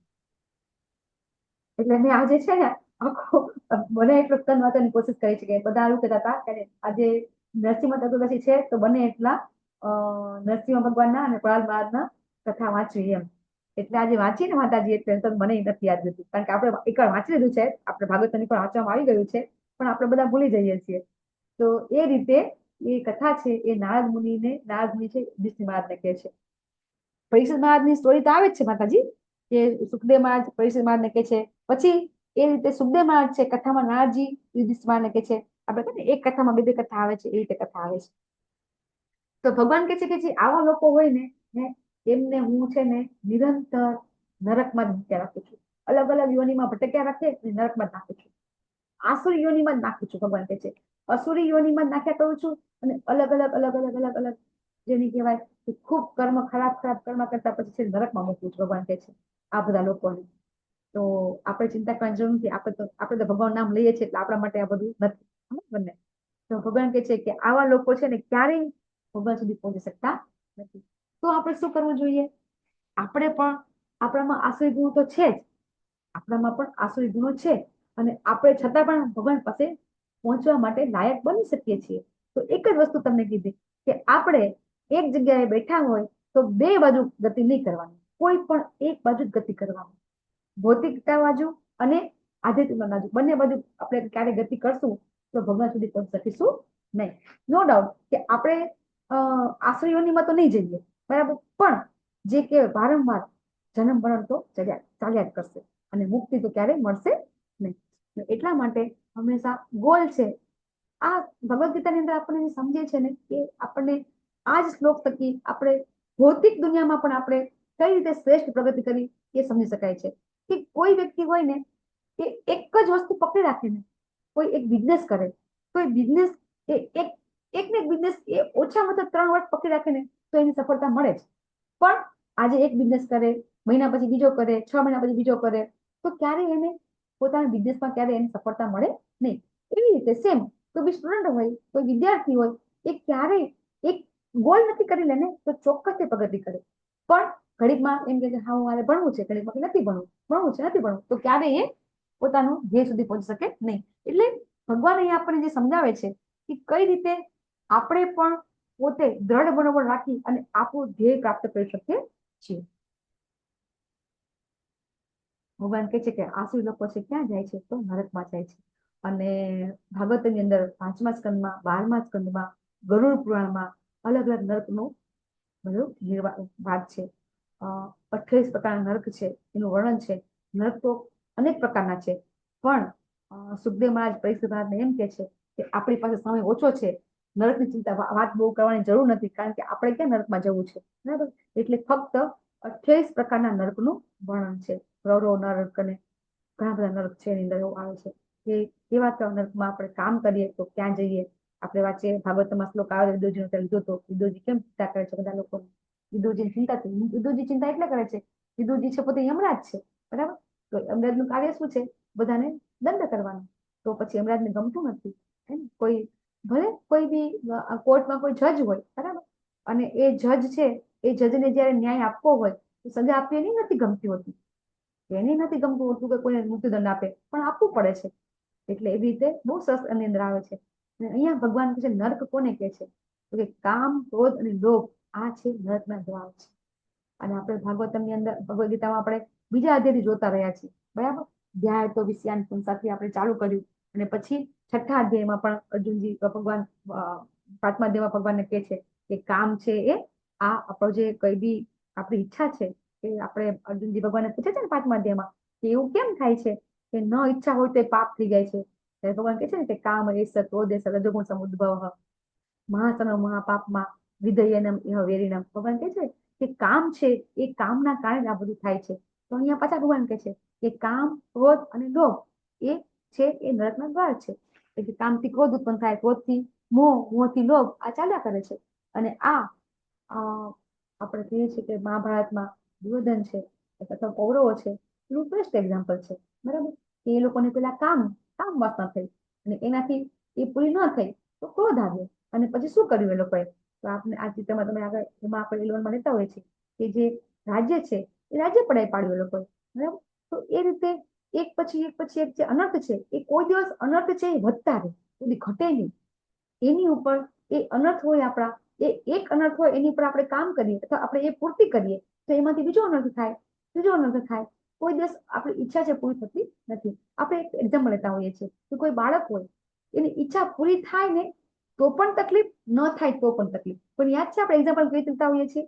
એક બાળક છે એક ઈચ્છા કરે છે, એ ઈચ્છા કરે અને ઈચ્છા એ પૂરી થાય તો પણ તકલીફ, ઈચ્છા પૂરી ન થાય તો પણ તકલીફ. શું સમજતા હોય છે આપણે? આઈસ્ક્રીમ હા, આઈસ્ક્રીમ લેતા હોય છે. શું કહેતા હોય છે આપણે કે દાખલા કોઈ બાળક હોય આઈસ્ક્રીમ માંગે, એને તમે આઈસ્ક્રીમ આપી દો. યસ પ્રભુજી, બોલો બોલો. બાકી ઈચ્છા પૂરી થાય તો લોભ જાગે અને ઈચ્છા નહીં પૂરી થાય તો ક્રોધ જાગે, એવું છે. હા,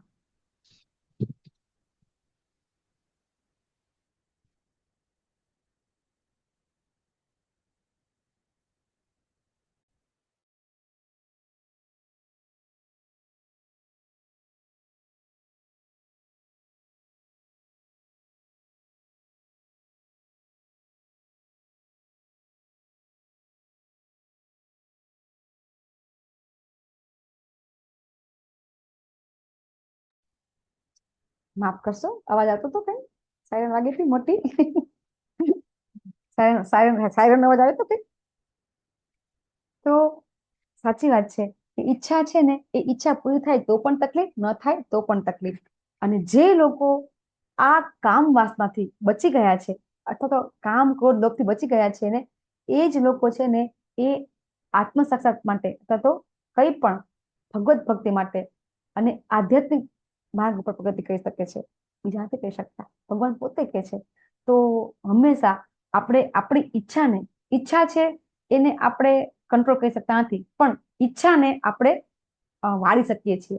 જેવી રીતે અહંકાર છે આપણો, એ મિથ્યા અહંકાર છે, એ ક્યારેય જતો નથી.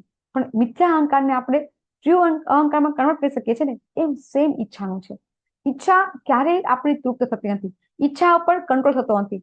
આપણે એવું ન વિચારી શકીએ કે હા આજે આ ઈચ્છા નહીં કરું, ન વિચારી શકીએ આપણે. પણ ઈચ્છાને આપણે વાળી શકીએ ખરા. જે આપણી ઈચ્છા છે એને આપણે એનો રસ્તો આપણે બદલી શકીએ છીએ. અને એ જ કરવું હોય તો વસ્તુ ખૂબ અઘરી છે, આપણે બોલવું સહેલું છે, પણ એ કરવું હોય તો એના માટેનો સૌથી સરળ રસ્તો કયો છે? આપણી ઈચ્છાને, આપણા અહંકારને આપણે સાચી જગ્યાએ વાળવો હોય તો સૌથી રસ્તો સરળ પ્રહલાદ મહારાજ પણ બહુ સરસ બતાવે છે એમને સ્તુતિની અંદર. આજે બધી વાંચી એટલે મને યાદ છે કે પ્રહલાદ મહારાજ પણ કહે છે કે આપણે આ અનર્થ છે ને, કામ, ક્રોધ, લોભ, મોહ, મદ, મત્સર, એને પણ આપણે વાળી શકીએ છીએ.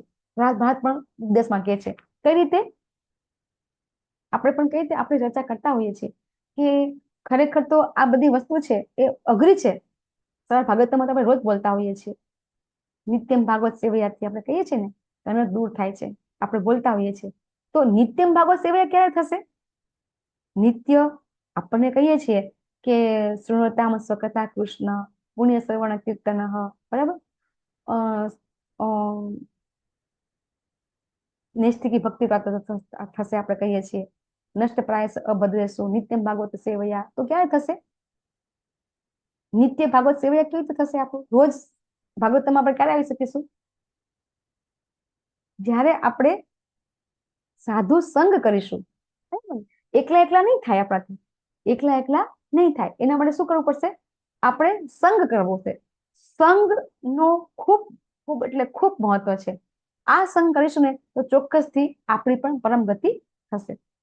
અને હવે આપણે આ જોયું કે કઈ રીતે કામ વાસના છે એ નરકમાં જાય છે.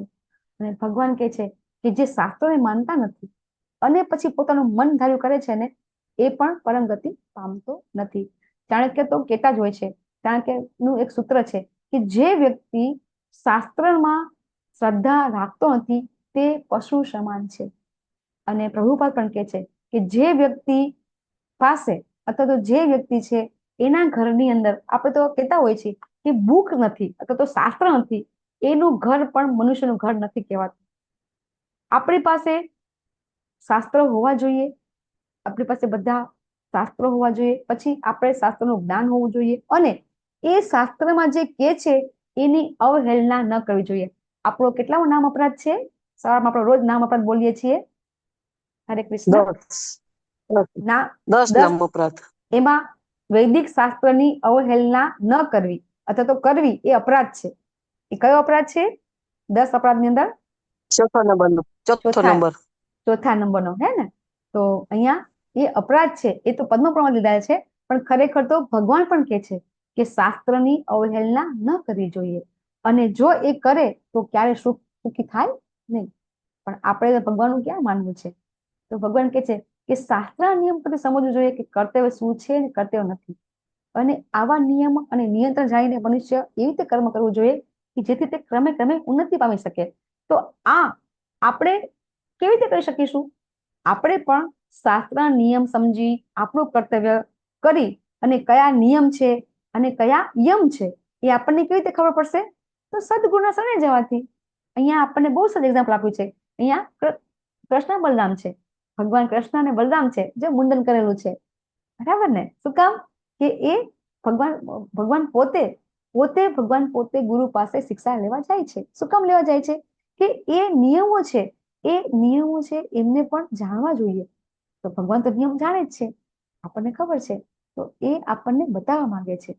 ભગવાન આપણને બતાવે છે કે અમે પણ જો આવી રીતે ગુરુનું શરણ લેતા હોઈએ તો ઘણા બધા કહે છે મને તો, હા અમે સ્કૂલે જઈએ જ છીએ ને, અમારે ગુરુ છે. તો હવે તમારા બધા માટે પ્રશ્ન છે કે સ્કૂલમાં પણ જે ટીચર છે એને ગુરુ કહેવાય કે ન કહેવાય? ભૌતિક ગુરુ માતાજીને કહી ગુરુ તો કહેવાય પણ ઈ જે શિક્ષા ગુરુ ભૌતિક કહેવાય. ગુરુ કહેવાય.